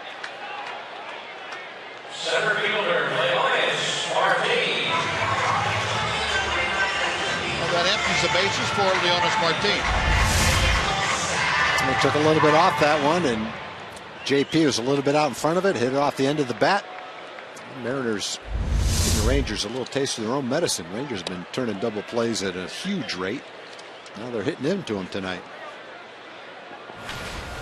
Yeah, for the 3 that have been turned by Seattle tonight, that gives them 10 turned. Swinging strike. In comparison, Rangers lead the world in double plays. They've turned 21. The Rangers have had the leadoff man on 3 times, and they've turned a double play in that inning all 3 times. 1 ball and 2 strikes. Martin tried to butt his way aboard back in the 2nd inning, and very nice play by Kyle Seager. Barehanded pickup, and the throw got Leonis. And that breaking ball. Elias thought it was strike 3. He has to get back on top of the mound real quick before the umpire sees that he left. The 2-2 pitch. Got him swinging.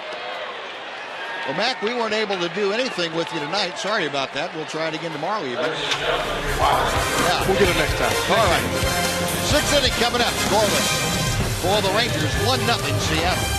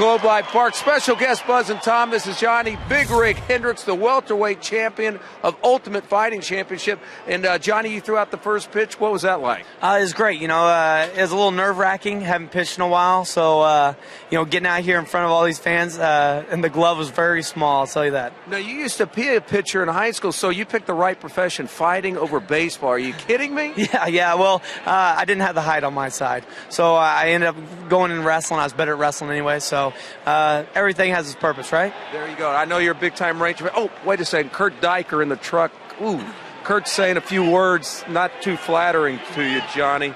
Kurt. Hey, Kurt, where's the truck at? I know a place 15 minutes from here where I work out all the time. I'll give you a little warm up. Whoa, Kurt! Sorry, buddy. I'll try to calm him down a little bit, Kurt. Okay, Johnny, good seeing you. Thank you so much. All right, Oxley. And that is a tough way to make a living, boy. No kidding. Whew. I watched him throw out the first, but he got a good arm. Yeah, he did. Kind of sneaky fast, a left-hander. Yeah, he looked good. Probably scared the ball to death before he threw it. Made it go crooked. 0-2 to Cano. Off the glove of Wilson as he dove for it, and Josh finally couldn't come up with something. And that's going to be a base hit for Robinson Cano. The first time tonight that the Mariners have had their leadoff man aboard. Cano with his first hit. That would have been a great play to his left, and in the same game, a great play to his right. He's a little upset that he wasn't able to make that play, but that would have been two beauties. Yeah, here's a good guy for a double play. Corey Hart, a strikeout, and a tapper back to the mound. 1 ball, no strikes. Hart missing all of 2013, had a couple of knee surgeries, and the big guy really had a hard time rehabbing those. Looks like he's back in pretty good shape now.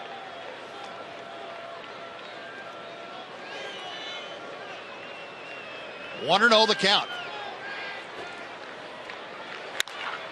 It's popped up. Wilson circling out into shallow right field, waiting for it to come down out of the night sky. That is out number 1. Cano at first, and Michael Saunders coming up. Right fielder Michael Saunders. We'll go back to just prior to the game. Here's Johnny Hendricks with that. See? Not bad. Yeah. A little short arm, sneaky fastball. Rangers captain out there to make sure you keep him happy.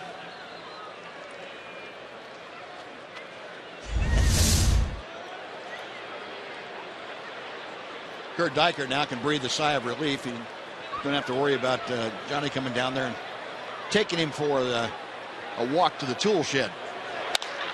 Saunders, a drive to the gap in left center. That is down, and it's going to be a tough play for Leonis Martini. Gets by him. So Cano coming around third. He will score into third with a triple and an RBI. Michael Saunders, and the Mariners have a 2-0 lead. Well, Saunders was not in the original lineup. He got into the lineup, struck out his first time up, then singled, and now he's tripled. Pitch away from him, belt high, stayed up, and he did a nice job of going the other way with it, driving it into the gap. If Leonis is able to cut that ball off and make a nice play, might have been able to keep it men at second and third. Now that'll bring Mike Maddox out for a brief visit to the mound. Colby Lewis at 88 pitches, and Pedro Figueroa loosening quickly in the Ranger bullpen.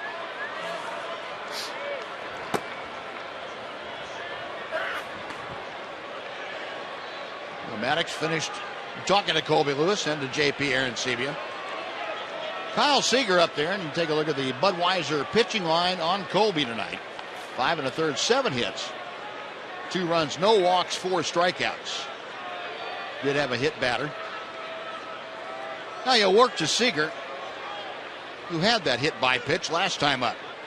Ranger infield all the way in. A ground ball up the middle by the drawn in infield. In to score is Saunders. And Seager with another hit against the Rangers here makes it 3-0.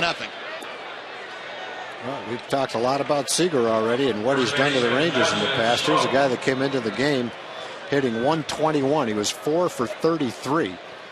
He's had 2 hits, an RBI, and hit by a pitch. He's been on base all 3 times. That wasn't an especially hard hit, but it was certainly well located up the middle. And that's going to do it for Colby Lewis as Ron Washington on his way to the mound. He signals for the left-hander Figueroa to come on in. And Colby, a lot to be happy about as far as how he performed. He'll leave unhappily trailing in this ball game 3-0. But a nice round of applause and a standing ovation from most of the folks here at Globe Life Park for Colby Lewis. Nice tribute to the 34-year-old, and he will be out there again in another 5 days.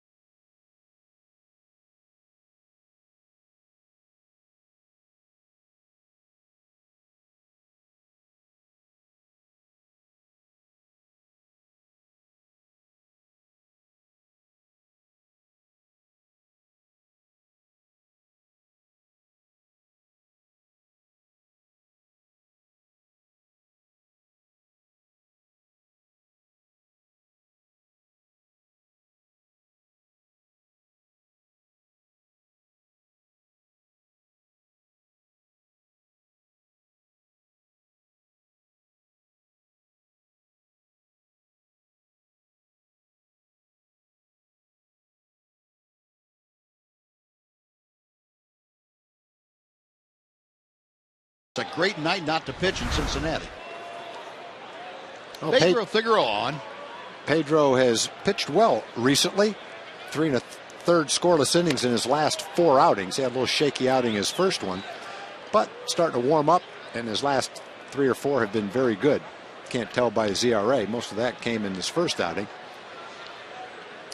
Kid trying to refine the command of his pitches, but he's got a great arm. A lot of tools to work with.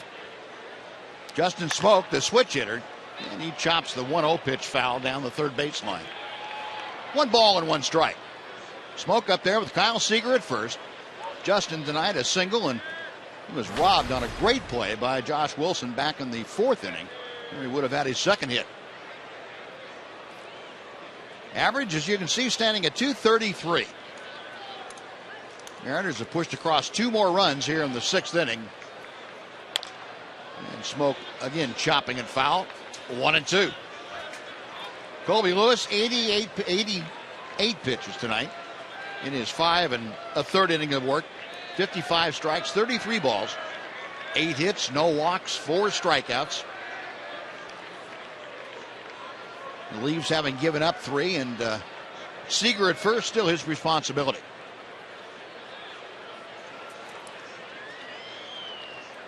A ball and 2 strikes to Justin Smoak.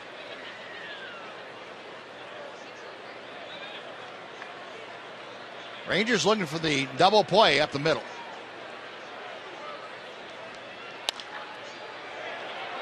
Kuzminoff can't handle it cleanly. The throw to second is late, and everybody's going to be safe. Now Kuzminoff, instead of electing to take the out at first after he bobbled the ball, tried for the force at second, and Seager slid in ahead of the throw. I think Kevin had a shot at Smoke at first base. Smoke, not a fast runner, hitting right-handed coming out of the box. Pretty easy chance at first. Kevin thought he had a shot at second, but Seager had a good jump, got there quickly, and you can see the play at second. Seager slides in safely. Oh, everybody's safe. It's going to be an error on Kevin Kuzminoff. So first and second, and Dustin Ackley now, who is 0 for 2, steps in. Aaron Sebia able to block that pitch in the dirt. 1 ball and no strikes. Ackley tonight has flied to deep left center field and grounded out to first.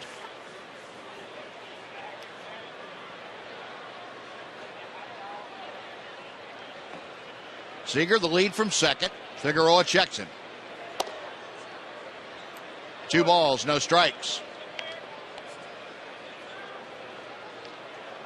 Pedro Figueroa, the 28-year-old from the Dominican Republic.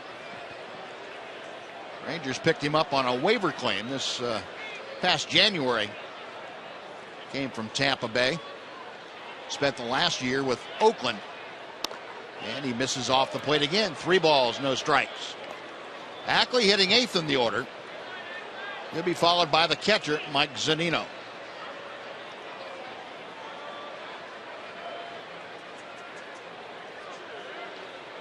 The 3-0 pitch. 3-1.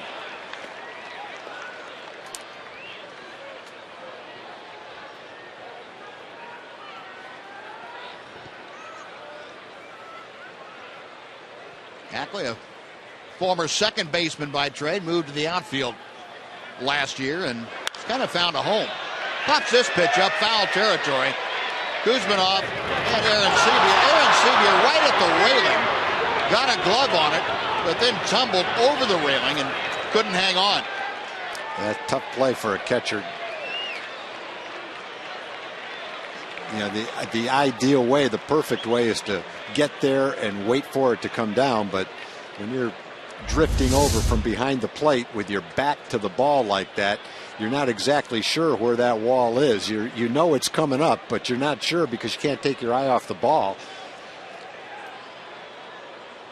And he's hoping to have room, but he had no idea exactly where that railing was. Wow.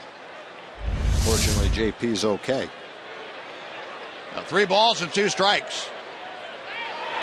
Seager going to third, and the pitch is lined to right, a base hit. So Seager just continues on to score. Then Rios has a hard time coming up with the ball, and Smoke able to advance to third.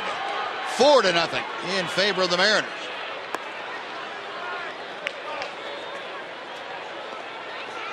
So Ackley's going to have a base hit and an RBI. Smoke will go to third base on the error charged to Alex Rios, the second Ranger error of the inning. Yeah, the ball that Smoke hit took a little hop on Kuzminoff, but if Kevin is able to come up with it, that's a ball that he probably turns a pretty easy double play on. As it was, no one was out. First and second, and Ackley hits that ball sharply into right field. Well, the inning continues with only 1 out for Seattle. First and third now. Catcher Mike Zunino. And Mike Zunino coming up for his 3rd at bat of the night. He has struck out and hit a long home run to center field. Runners at first and third. Zunino with 3 home runs and 7 RBI. Good tailing fastball from Figueroa for strike 1. Zunino, you remember last year, the top product of the Mariners minor league organization, came up and had an injury that caused him to miss most of the second half of the season. He had a foot injury. They're back at full strength this year.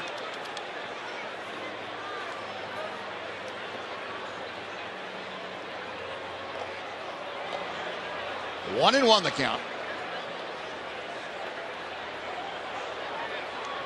Figueroa okays the sign, checks the runners. Base hit to left.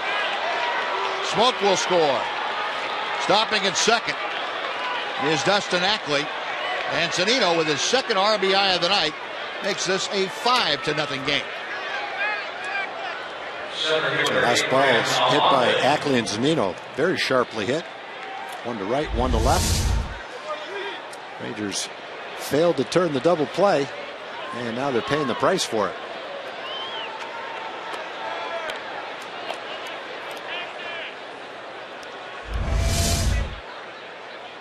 Now 5 hits in the inning.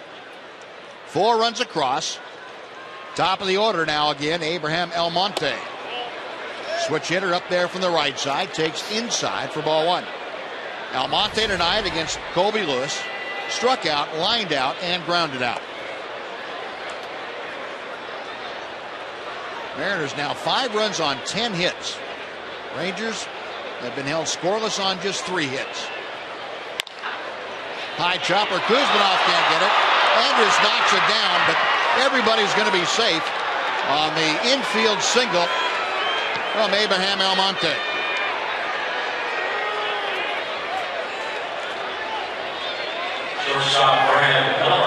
Another ball that off the bat looked like it might be an out. Unfortunately, it's kind of like Arizona. That ball beat down into the ground by Kuzmanov. Didn't matter what Elvis did with it. It's going to be an infield hit no matter how you look at it. Kevin can't quite reach it. Just a well-placed bouncer.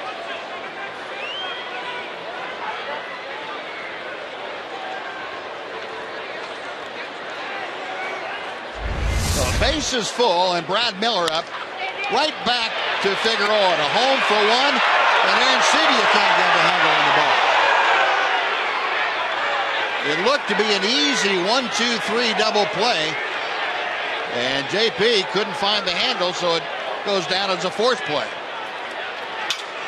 Still looking for that third out.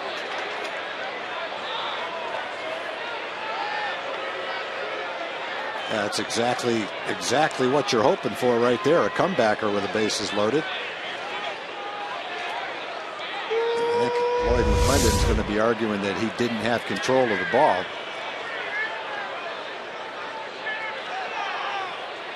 And home plate umpire Paul Schreiber is going to call in the crew chief, Ted Barrett, and they will go over and take a look at this on replay. And, you know, the way the ruling, the clarification has come down, that may not be an out.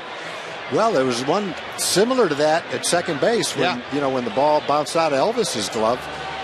Not a lot of difference between those two plays.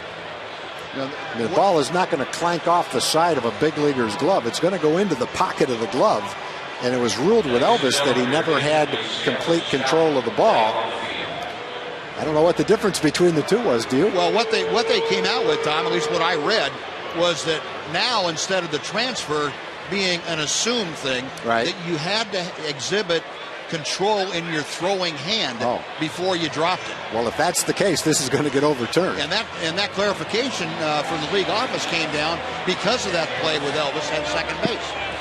And you see JP catches it, but doesn't really control it at all into his throwing hand. As the ball comes out of his glove into his throwing hand, it never really has any control. And if that clarification is applied to this, that will not be an out. Now we'll have to see what the folks at the replay center in New York judge that to be. But that clarification came down because of that play. Matter of fact, there were 3 plays, I believe, very similar to that on the same night or within 24 hours of each other. It definitely catches the ball. There's no doubt about that. We'll see how it is interpreted. Umpires listening to the discussion from New York. Now, they don't have any input into the final decision. That's all done in New York by the umpiring crews that rotate through the replay center. Lloyd McClendon on the right of your screen, Ron Washington, the interested spectators. And listening to what's going on, the 2 umpires, the crew chief, Ted Barrett, and Paul Schreiber, who made the call at home plate. Well, they're having a look at it again a few times. And this was the same situation that we had when that play with Elvis. It took a little longer that time because they had to look at it several times over. The easy way to describe that play is it should have been a simple double play. No worry about a review, and the Rangers sitting on the bench. But it doesn't turn out that way. We'll see whether it's a run or a force out at the plate. Rangers have already made 2 errors this inning. If that's ruled that he didn't have control, that'll be the 3rd error. Double play would have got him out of the inning quickly. Ted Barrett, the crew chief, is on the headset with New York, and Paul Schreiber, the umpire that made the call, is on the headset in contact here in the stadium with the official score with the ball. And now Ron Washington is going to come out, and he wants some clarification. Ted Barrett is saying, no, you can't come out and talk about it. And he's been thrown out.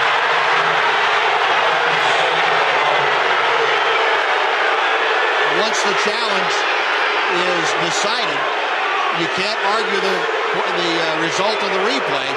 And Ron Washington, you see him kind of waving off Ted Barrett, saying, I want to come out and argue about it. Wash doesn't agree with the interpretation. He didn't agree with the call on Elvis. Right. He said that Elvis caught that ball. Didn't agree with the interpretation. And he's not agreeing with this interpretation either. He knows he can't argue the call after it's been determined by replay. He just doesn't agree with the interpretation. Yeah.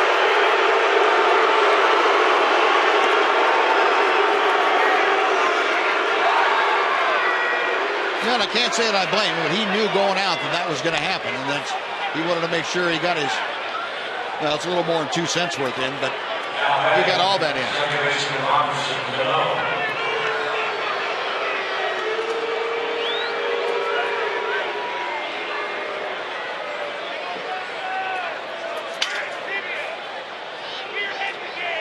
So, a 6-0 game is now the score.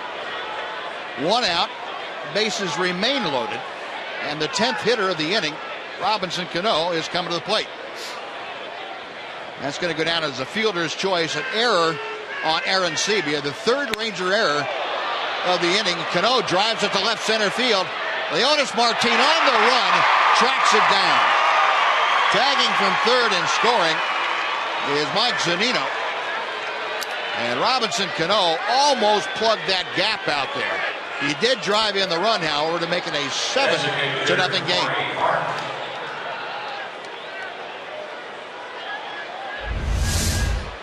Yeah, he kind of sliced this ball, and he's pretty strong to begin with. The average is about 25 home runs a year.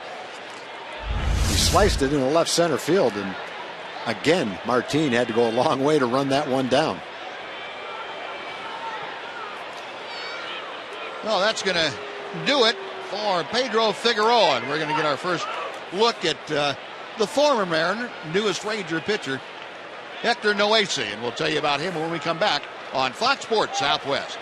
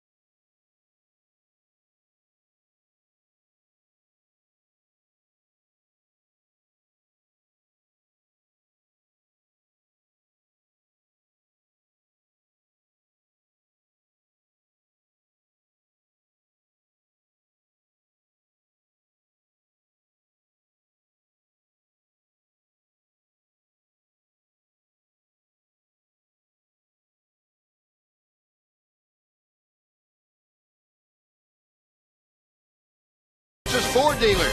Take the EcoBoost Challenge to see why Ford is the best in Texas. Well, the Mariners have put up 6 in the inning. They lead 7-0. Hector Noesi, the former Mariner, on in relief here to face his former team. And he deals down low for ball 1. The career numbers for Noesi.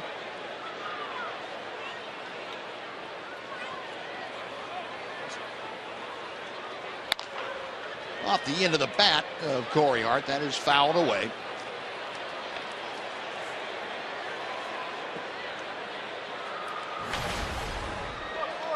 One ball and 1 strike. Hart, in this inning, popped out to second base. He is 0 for 3 tonight.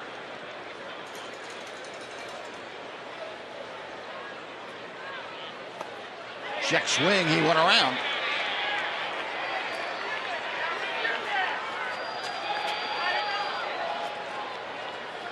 Noesi had acquired over the weekend on Friday for cash or a player to be named later. 27-year-old right-hander from the Dominican Republic. The 1-2 pitch. 2-2.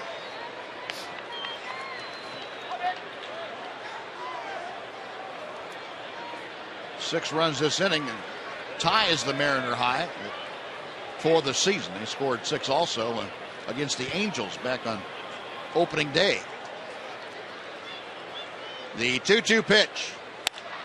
Line down the left field line, but that's going to hook and bounce off the face of the stands and out of the outfield. Still 2-2 to Hart. Noesi, you'll remember, came over to the Mariners from the Yankees in the deal along with Miguel Montero, or Jesus Montero, I'm sorry, or Michael Pineda. Got him swinging. Well, the side retired, but not before the Mariners put a 6 spot on the board in strand 2. Bottom of the 6th coming up. Mariners 7, Rangers nothing.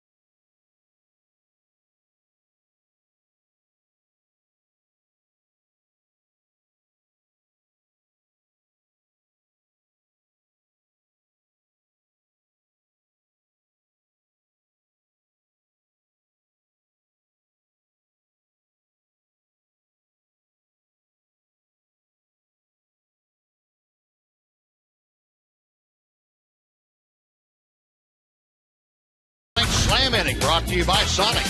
Tonight's jackpot is worth $1,300 and dinner for 2 at Sonic Drive-In. Tonight the Rangers are hitting for Stan Hance from Grapevine. And if a Ranger hits a grand slam this inning, Stan Hance from Grapevine will win $25,000. You can register at any participating Sonic restaurant. The Rangers could use a slam or 2. Trailing 7-0. Josh Wilson leading things off against Roenis Elias. He now has a 7-0 advantage, and he throws strike one. Wilson single to right, his only time to the plate. Josh now at 364 with the batting average. He lines one to center field. In a hurry is Almonte, and he slides to make the catch. Well, the Rangers really aren't swinging the bats well tonight, but Josh is. He had a line drive single to right and smashed that ball to center. Nice play by Almonte.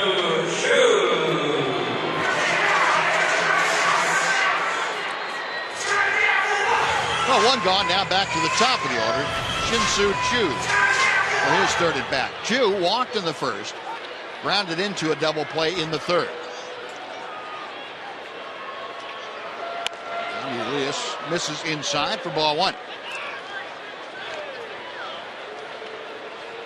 Shin-Soo now down just below the 300 mark with a batting average at 295 as he takes a belt-high strike. Rangers no runs on 3 hits thus far. Elias has been pretty good tonight. Strike two. Hey, it's kind of getting better as the game goes on. Command is getting better. Looks like he knows what to do with a lead too. Yeah. Work quickly and throw strikes. 1-2 pitch. Breaking ball. Just missed. 2-2.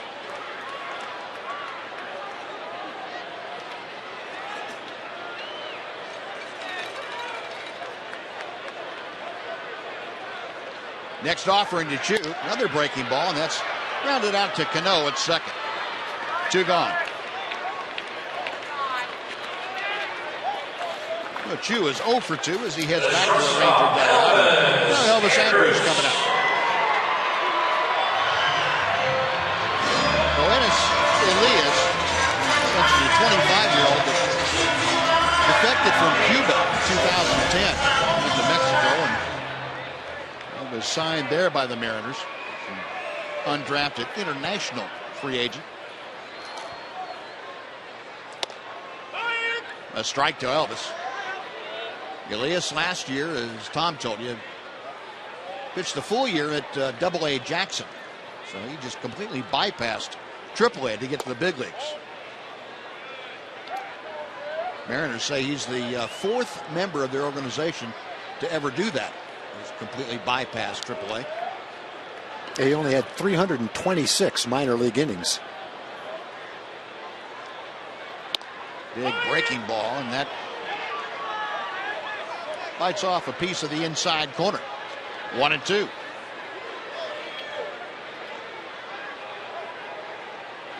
Another breaking ball, got him swinging. Nope.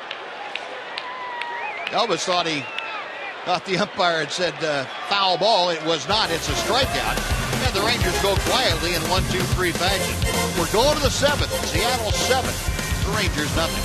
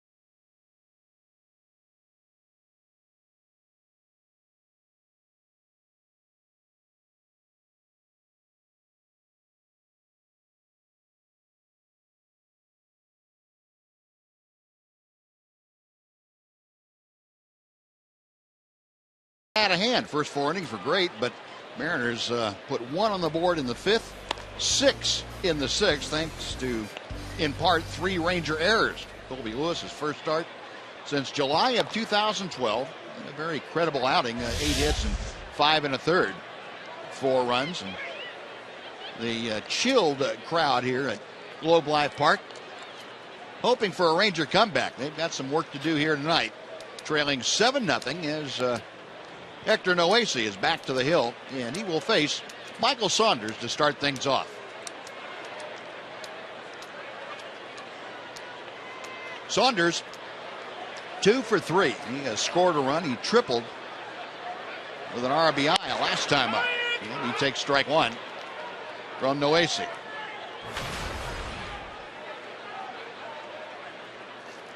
That RBI, the 2nd of the year for Michael Saunders.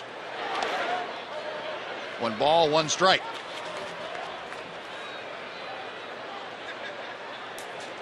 Noesi originally signed by the Yankees in 2004, non-drafted free agent.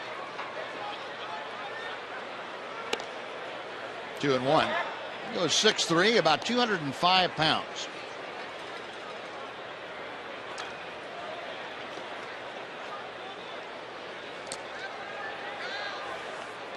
The 2-1 pitch. Hard hit, fielded. Picking it right off his left shoe top. 1 gone.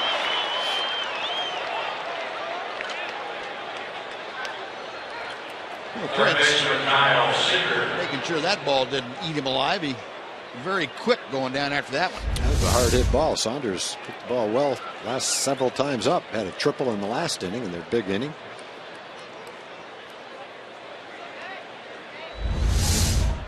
Now Kyle Seager, who again is the real thorn in the Rangers' side in this ballpark. He is 2 for 2. He takes strike 1. A pair of singles, an RBI, and a run scored. This is a guy who came in hitting at 121.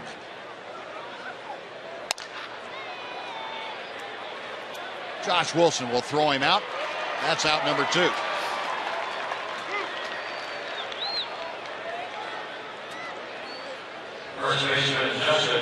Folks, this Thursday, it's April 17th. It's also Wildlife Education Day with the Dallas Zoo, and fans who will enjoy an educational program with animals from the zoo before the Rangers take on the Mariners at a 1:05 game. It's also one of the only chances this season to catch a weekday matinee game at Globe Life Park. Log on to TexasRangers.com today to reserve your seats. 1 ball and no strikes to Justin Smoke. 1 for 3 with a run scored. Takes a strike from his former teammate Hector Noesi. Yeah, pretty nice movement with that ball. That ball was inside, came back, caught the inside corner. Good movement, pretty good velocity. Shaking off Aaron Sebia a couple times. Now the 1-1 pitch. 2 balls and a strike to Justin Smoke.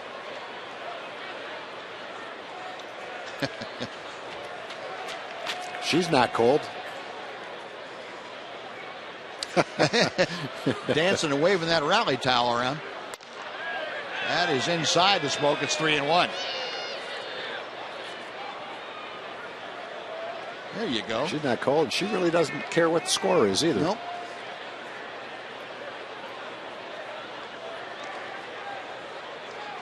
Noesi's next pitch. In the air, well hit to center field. Leonis Martin going back at the track. Leaps up against the wall and can't get it.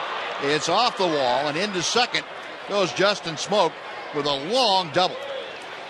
Well, Leonis has had to make some jaunts after balls today. He's ran a couple of balls down in the gap in left center field. Had to go the other way for that one. Deepest part of the ballpark to the 407 sign. Smoke gives that ball in the outside corner pretty good ride. Looks like right about in here it's got a chance to leave the ballpark, and it would have if it was hit to almost any other part of the park. It's a 405-foot double. Now Dustin Ackley now taking strike one from Noesi. For Smoke, his 4th double of the year. 75th of his career. Former Ranger first sacker. 0-1. And off the end of the bat out toward Josh Wilson. That'll do it. So the 2-out double, no damage for Noesi and the Rangers. Stretch time at Globe Life Park. It's the Mariners 7, the Rangers nothing on Fox Sports Southwest.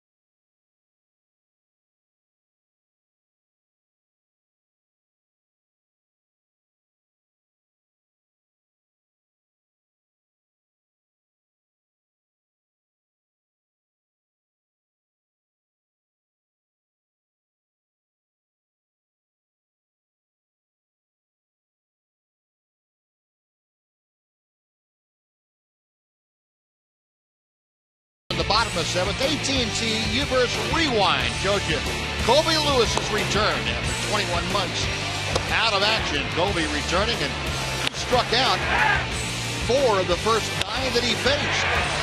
Worked well into the 6th inning and kind of ran out of gas.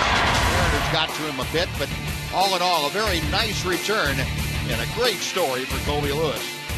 Mariners, however, kind of piled on with a 6-run 6th inning, and they have a 7-0 lead. Alex Rios leading things off. It will be Rios, Fielder, and Kuzmanov to face Elias. Rios a couple of at-bats tonight. Fouls that pitch back. 1-1 the count. Alex a double play grounder in the first, and as he led off the 4th inning, he went down swinging.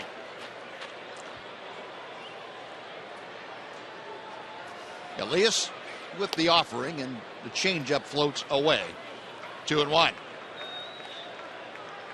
Very impressive outing by Roenis Elias. Towards short. Miller. Low throw, but Smoke handles it. 1 away. Elias in his first 2 starts, he pitched against Oakland, he pitched against the Angels, so all 3 of his starts have been against Western Division teams. But at Oakland, he only gave up a couple of hits and 1 run in 5 innings. And then against the Angels at home, he gave up the 2-run homer to Albert Pujols. That was all he gave up in 5 innings. So he's pitched 10 innings. He's given up 4 runs. There's a 2.70 ERA, and coming into the game, opponents had only hit 176 against him. Rich Fielder, a towering ball, and it's a fair ball as there's a collision between Ackley and Miller right down that left field line. Ackley tried to avoid Miller by sliding underneath him, and just as the ball got into Miller's glove, Ackley made contact as he slid toward foul territory. And the ball drops in. It's going to be a double for Prince Fielder. Tough play for Miller. Tougher play going back. Probably if no one except the fielder himself went after the ball, either one of them could have caught it. As it was, it would have been an easier play for the left fielder. Well, Lloyd McClendon out there, he does have a challenge left. He was going to see if maybe there was a replay angle that would define if that was a fair or foul ball, but apparently he decided, his replay guy said no, probably not. Well, Prince will have a one-out double, his third of the year. He's at second base with one away for Kevin Kuzminoff.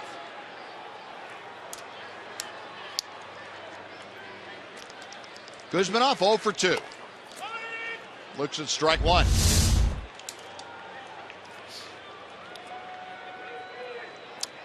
Oh, what a camera shot. That is right on the line. That's a fair ball.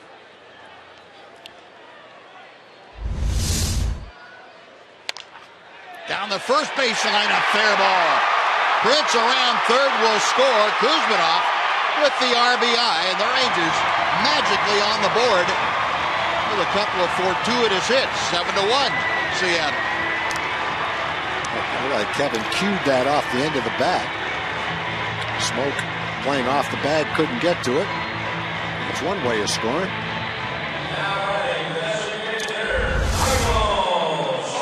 That pitch is away. He did right off the end of the bat. A little bit out of the strike zone, took a little off it, out in front of it, but made enough contact. You can see how far Smoke is off the line, and with the dive, he can't knock it down, so Prince is able to score from second. Kuzminoff now has hit safely in all 5 games that he's played in for the Rangers. And Michael Choice takes an off-speed pitch that settles in for strike one. So the Rangers are run on 5 hits, trying to climb back in this. Michael Choice tonight has singled and walked. A little late on the fastball. That makes it 0-2.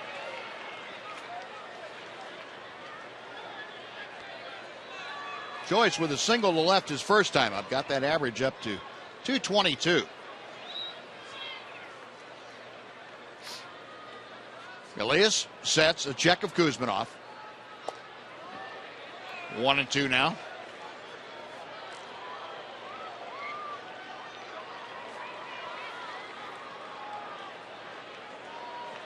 At the time you were talking about what Elias had done in his first 3 outings, and it was kind of carrying it over from spring training. He was really good for the Mariners in spring training. Went 3-0 in Arizona.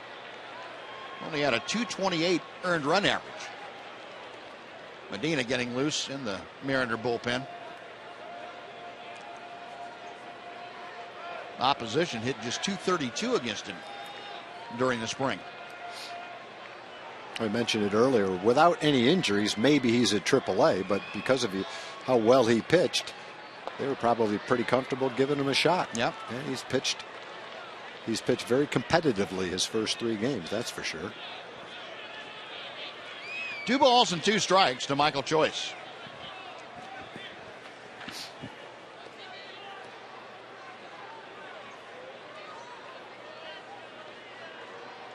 Elias, a long look in. Now the left-hander is ready. High and away, and the count evens at 2 balls, 2 strikes.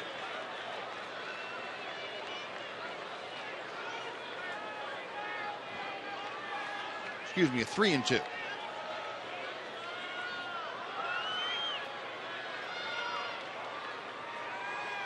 Payoff pitch on the way. Got him swinging. Elias seems to have that ability to get a little bit extra. He has that 2-strike fastball going. And Lloyd McClendon headed out to the mound. Elias with his 5th strikeout of the night. And he has just gone over the 100 pitch mark. And he may be on a pretty strict pitch count. Lloyd McClendon, the first-year manager of the Mariners. And Robinson Cano. Give me a fist bump. And the big guy got one, and that'll do it for Elias. Well, pitching change underway. Rangers have gotten on the board. They trail those 7-1. Medina coming in. We'll tell you about him when we come back right after this on Fox Sports Southwest.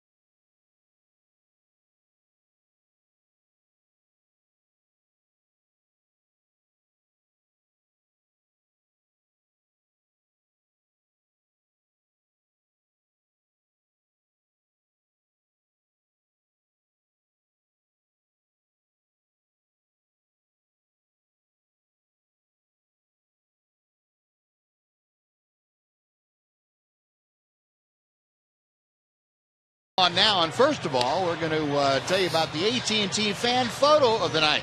And this is from Brooke, and boy, that's a good-looking pooch right there. A couple of them. Wonder if they'll be out here barking the park coming up in June. Thank you, Brooke. Appreciate it. Fan photo, you can go to hashtag Southwest Fan Photo. Tweet us your photos. We'll get them on the air sometime during the season. Yoeris Medina, the big right-hander, on now to take over. And you saw Mitch Moreland, who is stepping in as a pinch hitter for J.P. Arancibia. Well, Medina, early in the season, out of the bullpen, been throwing the ball well. 3 hits in 6 innings. He's walked 4 in 6 innings, but he struck out 6. And Moreland takes the pitch low and away for ball 1. Pitch at 235, a home run, 3 driven in. It's got Kuzminoff at first base. A run across here in the Rangers' 7th. They trail 7-1. And Mitch trying to put a dent in that deficit. The pitch is low. It's 2-0.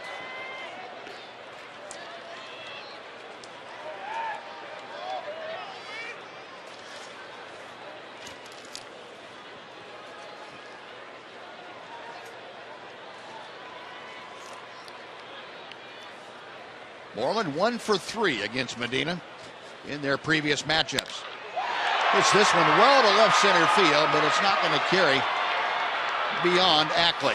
The left fielder makes the grab. That'll do it. The Rangers get on the board. A run on 2 hits, but they strand 1. On to the 8th we go. Mariners 7, Rangers 1. Fox Sports Southwest.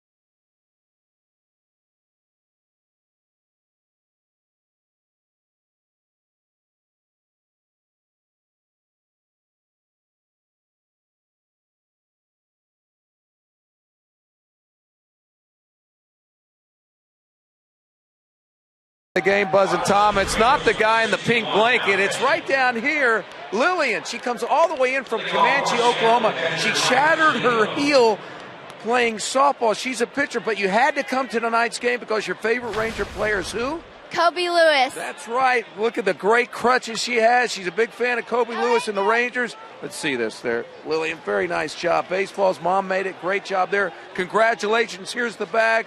Anything else you'd like to say, Lillian? I'd like to make a shout out to Bryson Evans in Comanche, Oklahoma, and my whole team in Moore, Oklahoma. Thank you. There we go. All right. Appreciate it. Well, good to have you out here. Thank you, Buzz. All right, Noxie. Thank you. 8th inning, and Mike Zunino up for his 4th time to the plate. He's had a big night, a home run and a single he's driven into, and he has scored twice. 2 for 3, and that batting average now at .289 for the young catcher. Mentioned that Zunino was the 3rd pick in the 2012 draft. He was a college player, University of Florida. It obviously didn't take him long to get his opportunity in the big leagues. He only had 360 minor league at bats before being called to the big leagues. He's a catcher with power potential. And he's obviously someone that they want to build around in their future. They've got several guys like that. Seager we talked about, Ackley we talked about. Justin Smoke was a high draft choice, even though he was drafted by the Rangers. But those are young players that they're trying to build their offense around. Little topper down the line. Chirinos, who is in at catcher now, jumps on it and throws out his counterpart. Mike Zunino, one away. Well, Robinson Chirinos immediately tested by the first hitter with that little topper. One off, back to the top of the order for Abraham Almonte.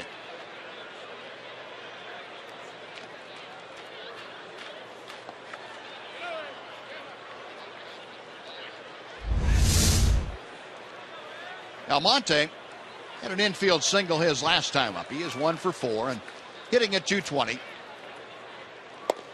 A rip and a miss. Noesi pulling the string on that offering. So far, a good outing for Noesi against his former team. Gave up a double to Smoke.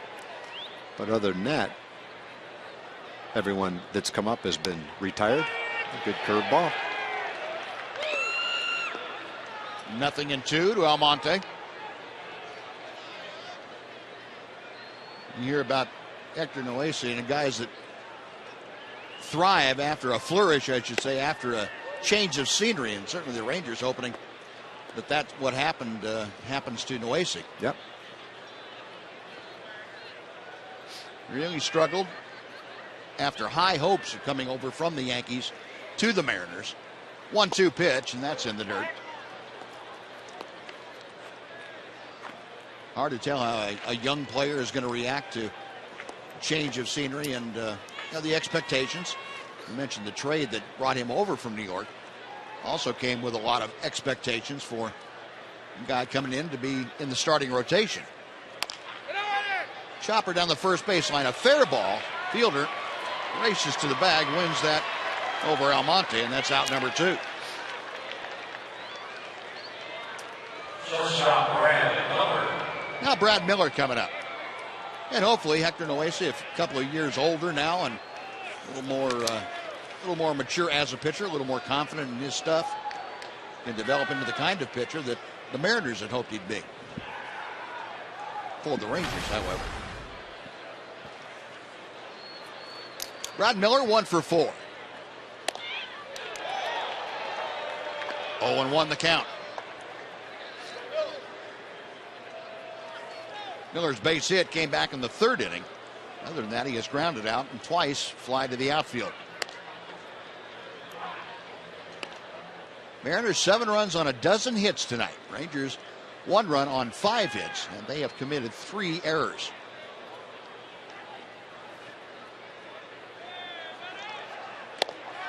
A rip and a miss. Good fastball at 93 miles an hour from Noesi.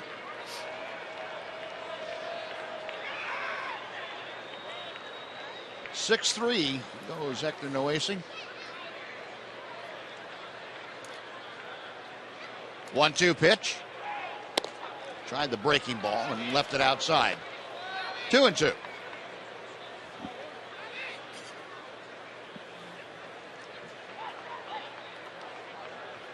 Don't forget tomorrow night, 7:05 start. It'll be Robbie Ross Jr. and Blake Bevan, the principals in that game. And a big pitching matchup on Wednesday night. Also a 7:05 start. You got King Felix Hernandez. Felix Hernandez and Yu Darvish. You don't get much more of a marquee matchup than that. Got him swinging. Noesi racks up his 2nd strikeout, and he sends the Mariners down in order. We'll go to the bottom of the 8th inning. Rangers need 6 to catch up.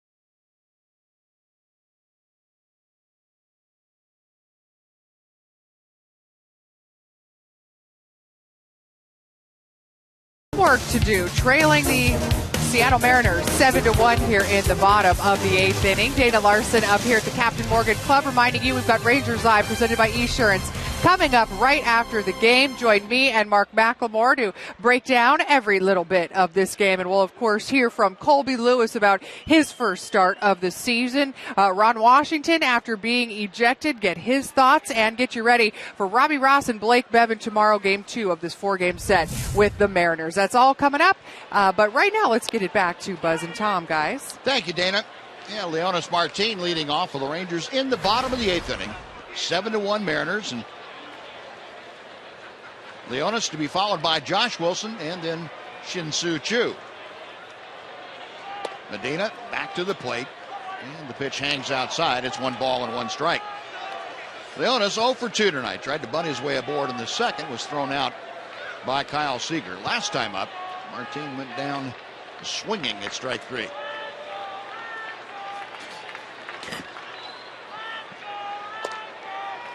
And that pitch just a bit outside. It's 2-1. Medina came on last inning for Roenis Elias. Elias worked 6 2/3, 5 hits and an earned run, 2 walks, 5 strikeouts.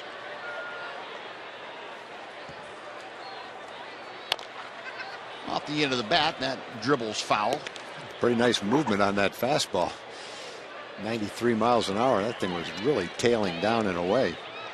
Medina pitched well last year with Seattle, 2.91 ERA, 68 innings, only 49 hits. Walked a few too many, but he was tough to hit. Kind of been the case this year too. He's got a few too many walks. Strikeout per inning. Pretty good movement on that hard sinker. Tried the breaking ball, but left it up high, and it's 3-2 now to Leonis Martin. Leonis trying to lead things off by getting aboard. Josh Wilson waits to bat next.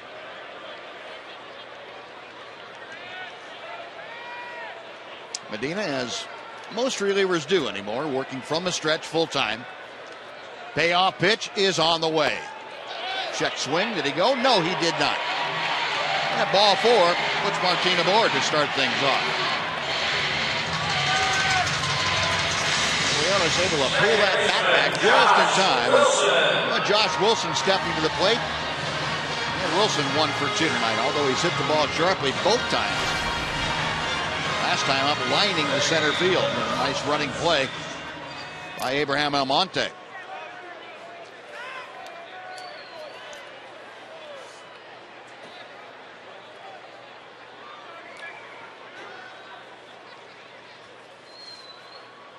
Medina's first pitch is inside, almost hit Josh Wilson.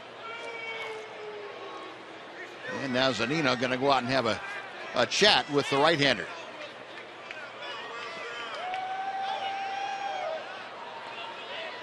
Medina facing a former Mariner. Josh Wilson was with Seattle 2009, 2010, appeared in just over 150 games for the Mariners. 1 ball, no strikes. Double play grounder. Seager, Cano, smoke. 6-4-3, and again, getting the leadoff man aboard tonight has invariably led to a double play for the Rangers. It has. It's 4 double plays tonight. They've all come after the leadoff man's gotten aboard. Medina signed out of Venezuela when he was only 17. He had to play 4 straight years in the Venezuelan Summer League before he ever got a visa to come over here and play in the States. So he definitely paid his dues. He's only 25 years old now. Shin-Soo Choo takes strike 1 at the knees, and Sean Tyleson loosening in that Ranger bullpen. Choo tonight has walked and grounded out a couple of times. 0 for 2, hitting at 289. 1 ball and 1 strike.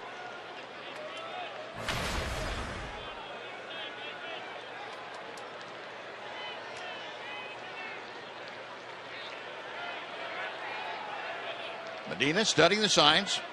And the right-hander sets at the belt. They pulled the string. Nice little changeup. Yeah. Had Chu out in front. The fourth hitter, he's thrown 14 pitches, 6 strikes, 8 balls. But that's what a double play will do for you. He is ready in the 1-2 pitch. Check swing. And no appeal this time. 2-2.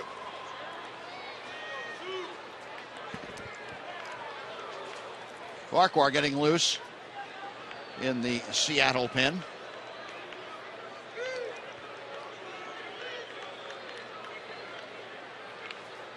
Medina, a long look in. He has the sign he wants. And the breaking ball is a little bit low. Chu leaned on it. The count is full. So Chu trying to extend this 8th inning. He gets up and going for the Rangers. Elvis Andrus waits to be next, hopefully, in this inning.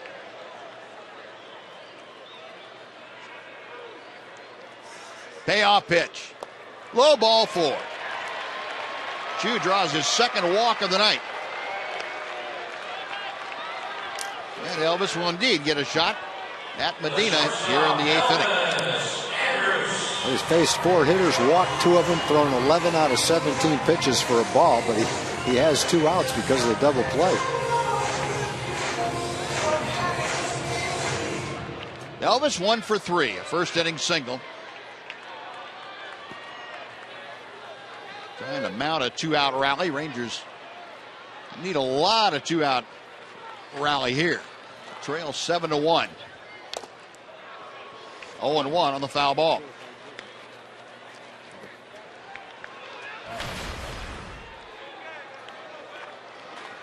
An even 300 is where Elvis's average is at the moment.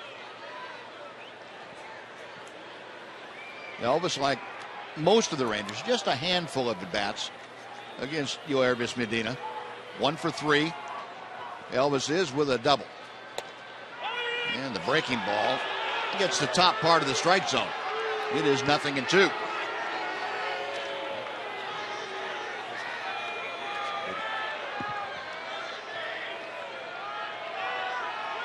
Elvis may be aware that he was run out of the game yesterday for arguing balls and strikes. Loops this one in foul territory. Smoke coming over, but he's going to run out of room. And the ball lands on. That Elvis was the first player thrown out of a game this year? No? Maybe first Ranger. First Ranger player, yeah.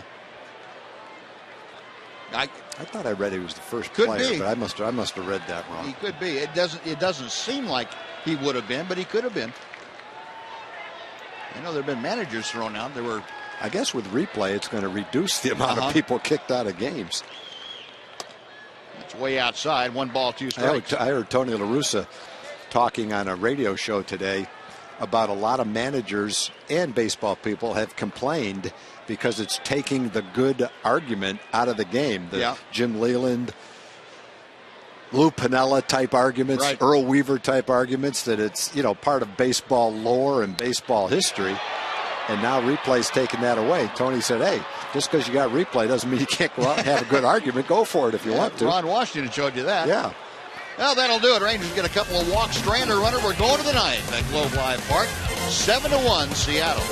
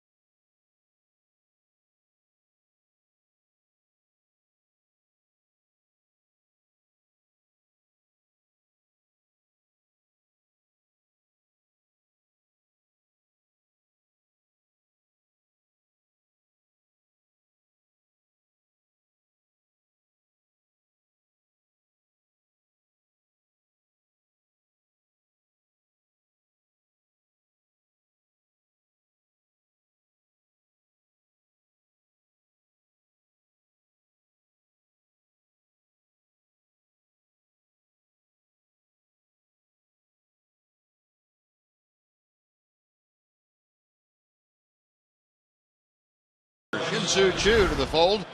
Yeah, tomorrow night, Rangers and Mariners kicking it off at 7:05. The first 15,000 fans 14 and older who enter the ballpark will receive a Shin-Soo Choo t-shirt, and that's compliments of Coca-Cola. Log on to TexasRangers.com to reserve your seats, or you can call 972-RANGERS if you would prefer. That's tomorrow night. The first 15,000 fans 14 and older get a t-shirt. Ninth inning, it'll be Sean Tollison to take over. He becomes the fourth pitcher used by the Rangers tonight. Tollison, the Allen, Texas product, on now. His fifth game of the year, that 193 earned run average. And he will face Robinson Cano, Corey Hart, and Michael Saunders. Oh, Noesi's first Ranger appearance turned into a nice one. No walks, 2 strikeouts, gave up a hit, no runs. Got to be feeling pretty good about that against his former team.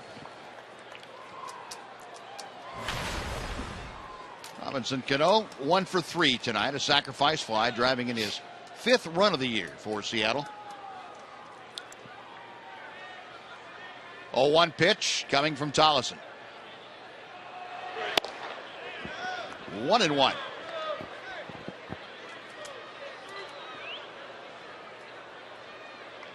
People starting to ask Robinson Cano, are you worried because you don't have a home run yet? I said, no, not really. I wouldn't be worried either if I had $240 million coming. Think that'd make you worry less? I might not be happy and I might be doing my best, but I sure wouldn't be too worried about it. Figure 11 games in, this is 12th. I would imagine he's pretty confident that he'll get his share of home runs, that is. I think most people feel like his home run totals will probably go down a little bit. You know, that short porch in Yankee Stadium, the way the ball flies out of there. Not quite the same in Seattle. Not too worried about running that ball out at first base either. No, apparently not.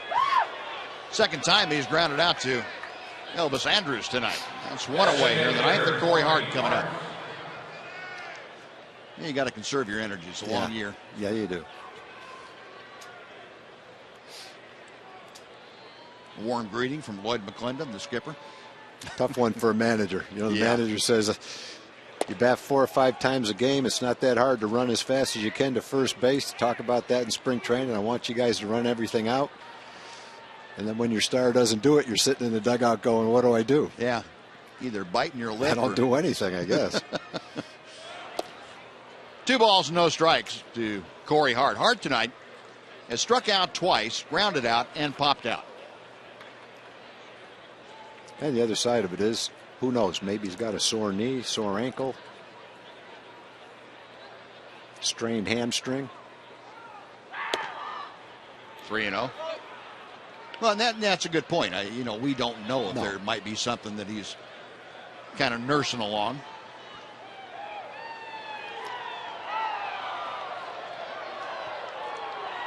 Tollison's 3-0 pitch.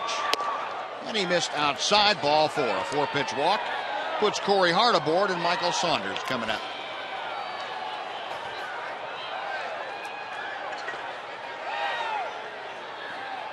Right fielder Michael Saunders. Tollison, the Baylor X,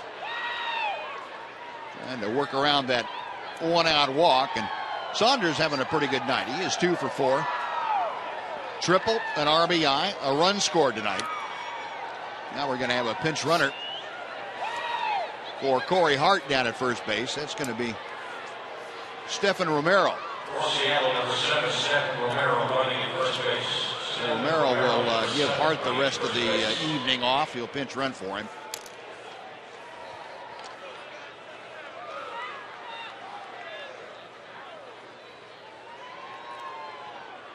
Tollison will check first and come to the plate with strike 1. Jimmy John's freaky fast delivery of the game. Michael Saunders, a huge hit in that 6-run 6th inning. A triple to the gap in left center, and he got around the bases freaky fast. Jimmy John's bringing you that. Changeup floats high. A ball and a strike to Saunders. 1 on, 1 out. Top of the ninth inning.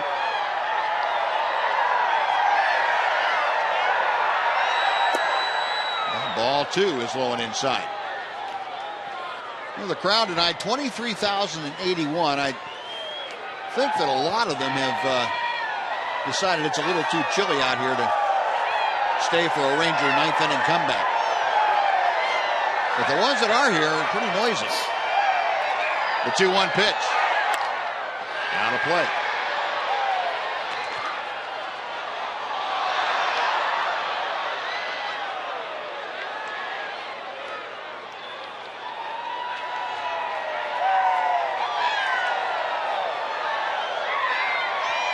Saunders back in the box. Tollison reading the signs. The right-hander set. And inside and low.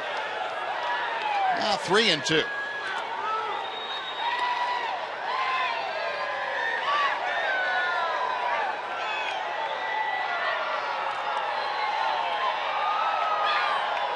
Payoff pitch is on the way. Wilson goes to second. That's all they're going to get. The force play that erases Romero. Saunders safely aboard at first. He's there with 2 outs now. And Kyle Seager will come up again.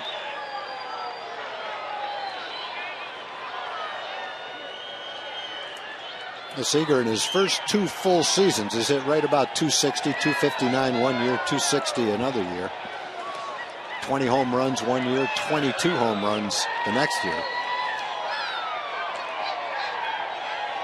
So he's started to prove himself at the big league level as a frontline everyday player. Pretty solid third baseman. The other young guy is still working on it though. Zunino, Ackley, Smoke. And the other young guy we haven't mentioned is Brad Miller. He was a high second-round draft choice out of Clemson. So he's another building block for their future. And I think with every year they're feeling like the building blocks have to produce. You know, they got one of the greatest pitchers in baseball in Felix Hernandez, but each year he gets a year older, and they want to take advantage of their ace and be a contender with him at the forefront of their rotation. Yep. That's a good point. Which is why they signed Robinson Cano to give a veteran guy to anchor that lineup. Corey Hart, they're hoping he can do the same thing.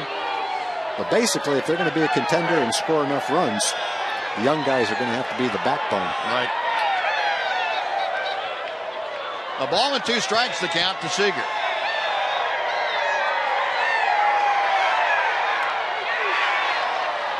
We'll try it again. That's amazing. Seager and Dustin Ackley both came out of North Carolina at the same time, and at first blush, it would have looked like Ackley was further along than Seager was, and it's turned out to be just the opposite at the major league level. Yeah. Again, out of play. Yeah, Ackley was the second pick in the draft. Seager, I think, was a third-round pick. Second or third-round pick. So he was a high choice, but not as high as Ackley. Right. And Ackley, an infielder also by trade, and he's now gone to the outfield. And really, that's kind of revitalized his worth to the Mariners. He wasn't had much hope for him to be a major league infielder with Seattle, but the outfield now has got a spot. Close straight through. Ruger caught looking, and Tollison works around the walk. We're going to the bottom of the ninth at Globe Life Park. It's the Mariners 7 and the Rangers 1.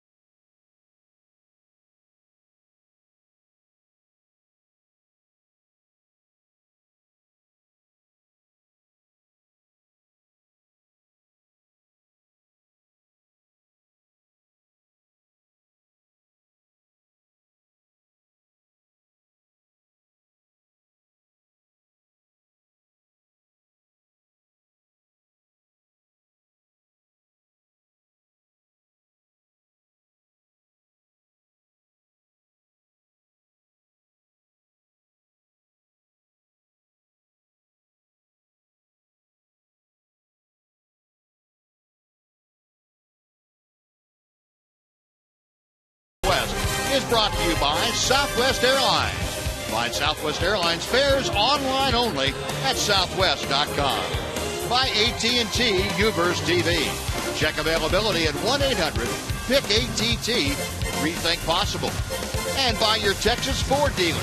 Take the EcoBoost Challenge to see why Ford is the best in Texas.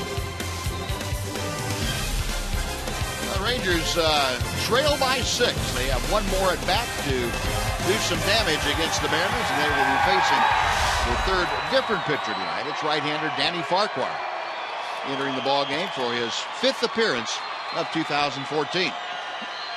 Farquhar had some chances to save games last year.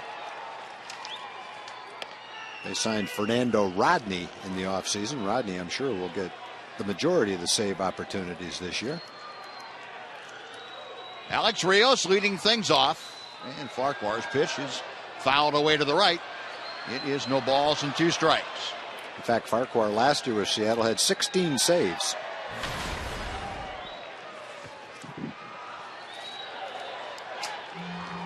And Rios able to check his swing. Now, he was the principal one after Tom Wilhelmsen kind of fell out of favor.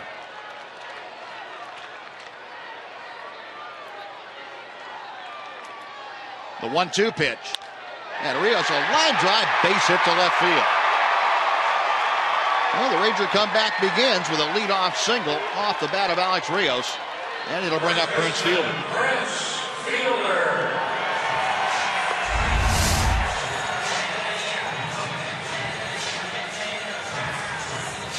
A nice, sweet swing, boy. Smooth swing. It's been a little out of sorts for the last several games, but timing's been off a little bit. Yeah. I know he'll get that back around. And you're looking for this big guy to get things back around, too. Fielder had a looping double his last time up. First hit of the night. 1 for 3 this evening. He also scored the first Ranger run. Looking to drive one home here. 1-0 pitch. Turns on an inside offering from Farquhar and rips it foul. A ball and a strike.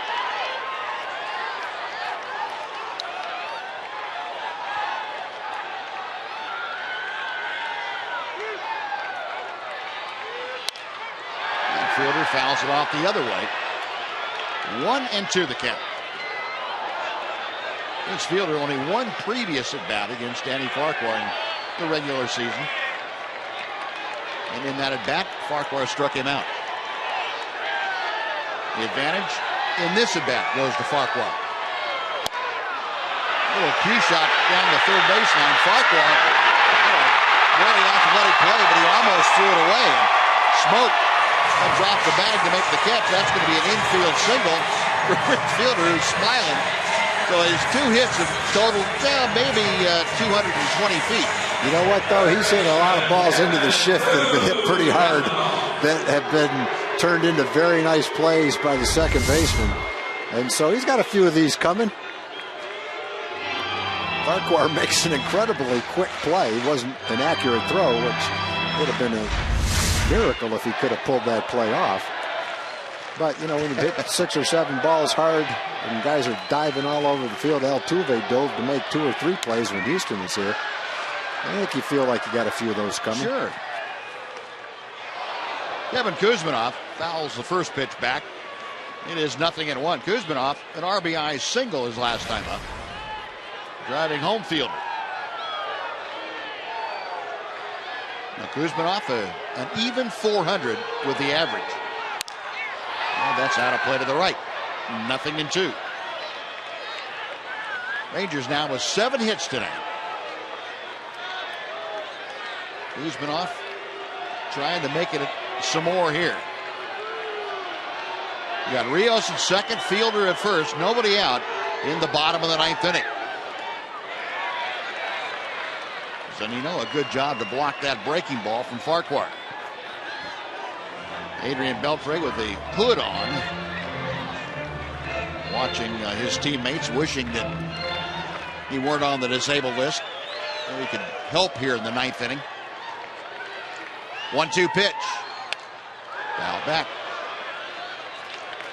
Adrian, in case you missed the news on the disabled list, he'll be eligible to return on the 25th, which will be the start of the weekend series in Seattle. Rangers head up there on their next road trip. And another foul ball. Kuzminoff hanging tough.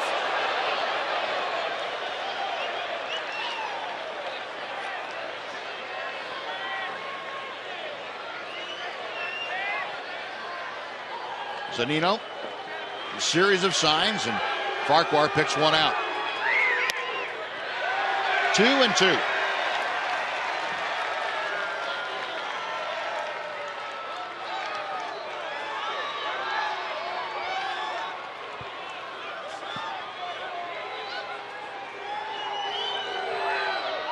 Farquhar checks Rios at second. Comes back to the plate, and again, Kuzminoff spoiling a pitch. Zunino going to go out and check with Farquhar. Ask him if he has a pitch that Kuzminoff can put in play. And there's Fernando Rodney.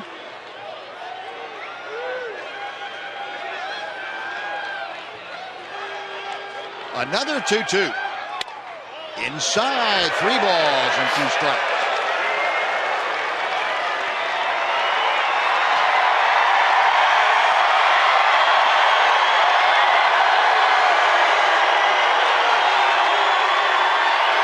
Marlon Bird come back. And the payoff pitch is popped up. Going out, Miller, the shortstop, shallow left field, makes the grab. That is out number 1, and we're going to have a pinch hitter for Michael Choice. It'll be Jim Adduci coming off the bench as a pinch hitter. Ladies and gentlemen, your attention, please. For the Rangers, number 35, Jim Adduci. Pitching for Michael Choice.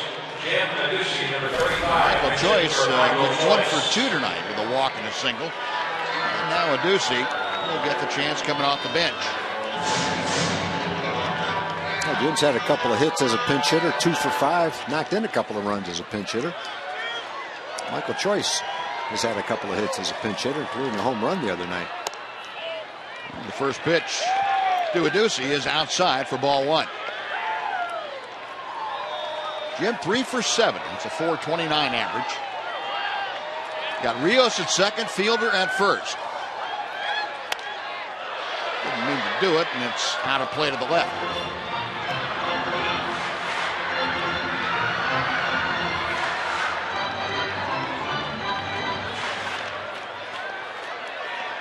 Adduci in his major league career is 3 for 8 as a pinch hitter.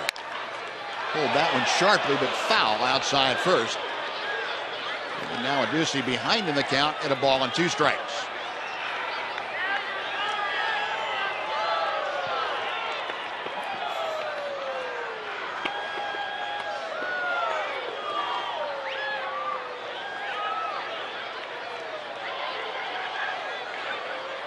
Farquhar to the plate. Got him swinging. Off-speed pitch, really diving down out of the strike zone. And Adduci strikes out.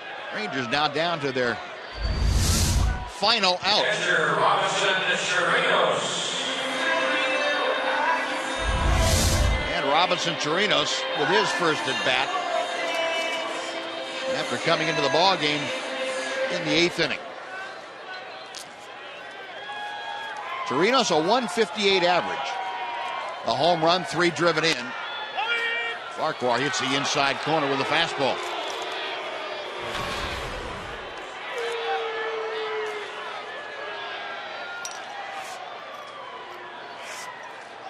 Oh, 1. Skied to shallow right center field. Saunders loping in after it makes the catch, and that will do it as the Mariners win the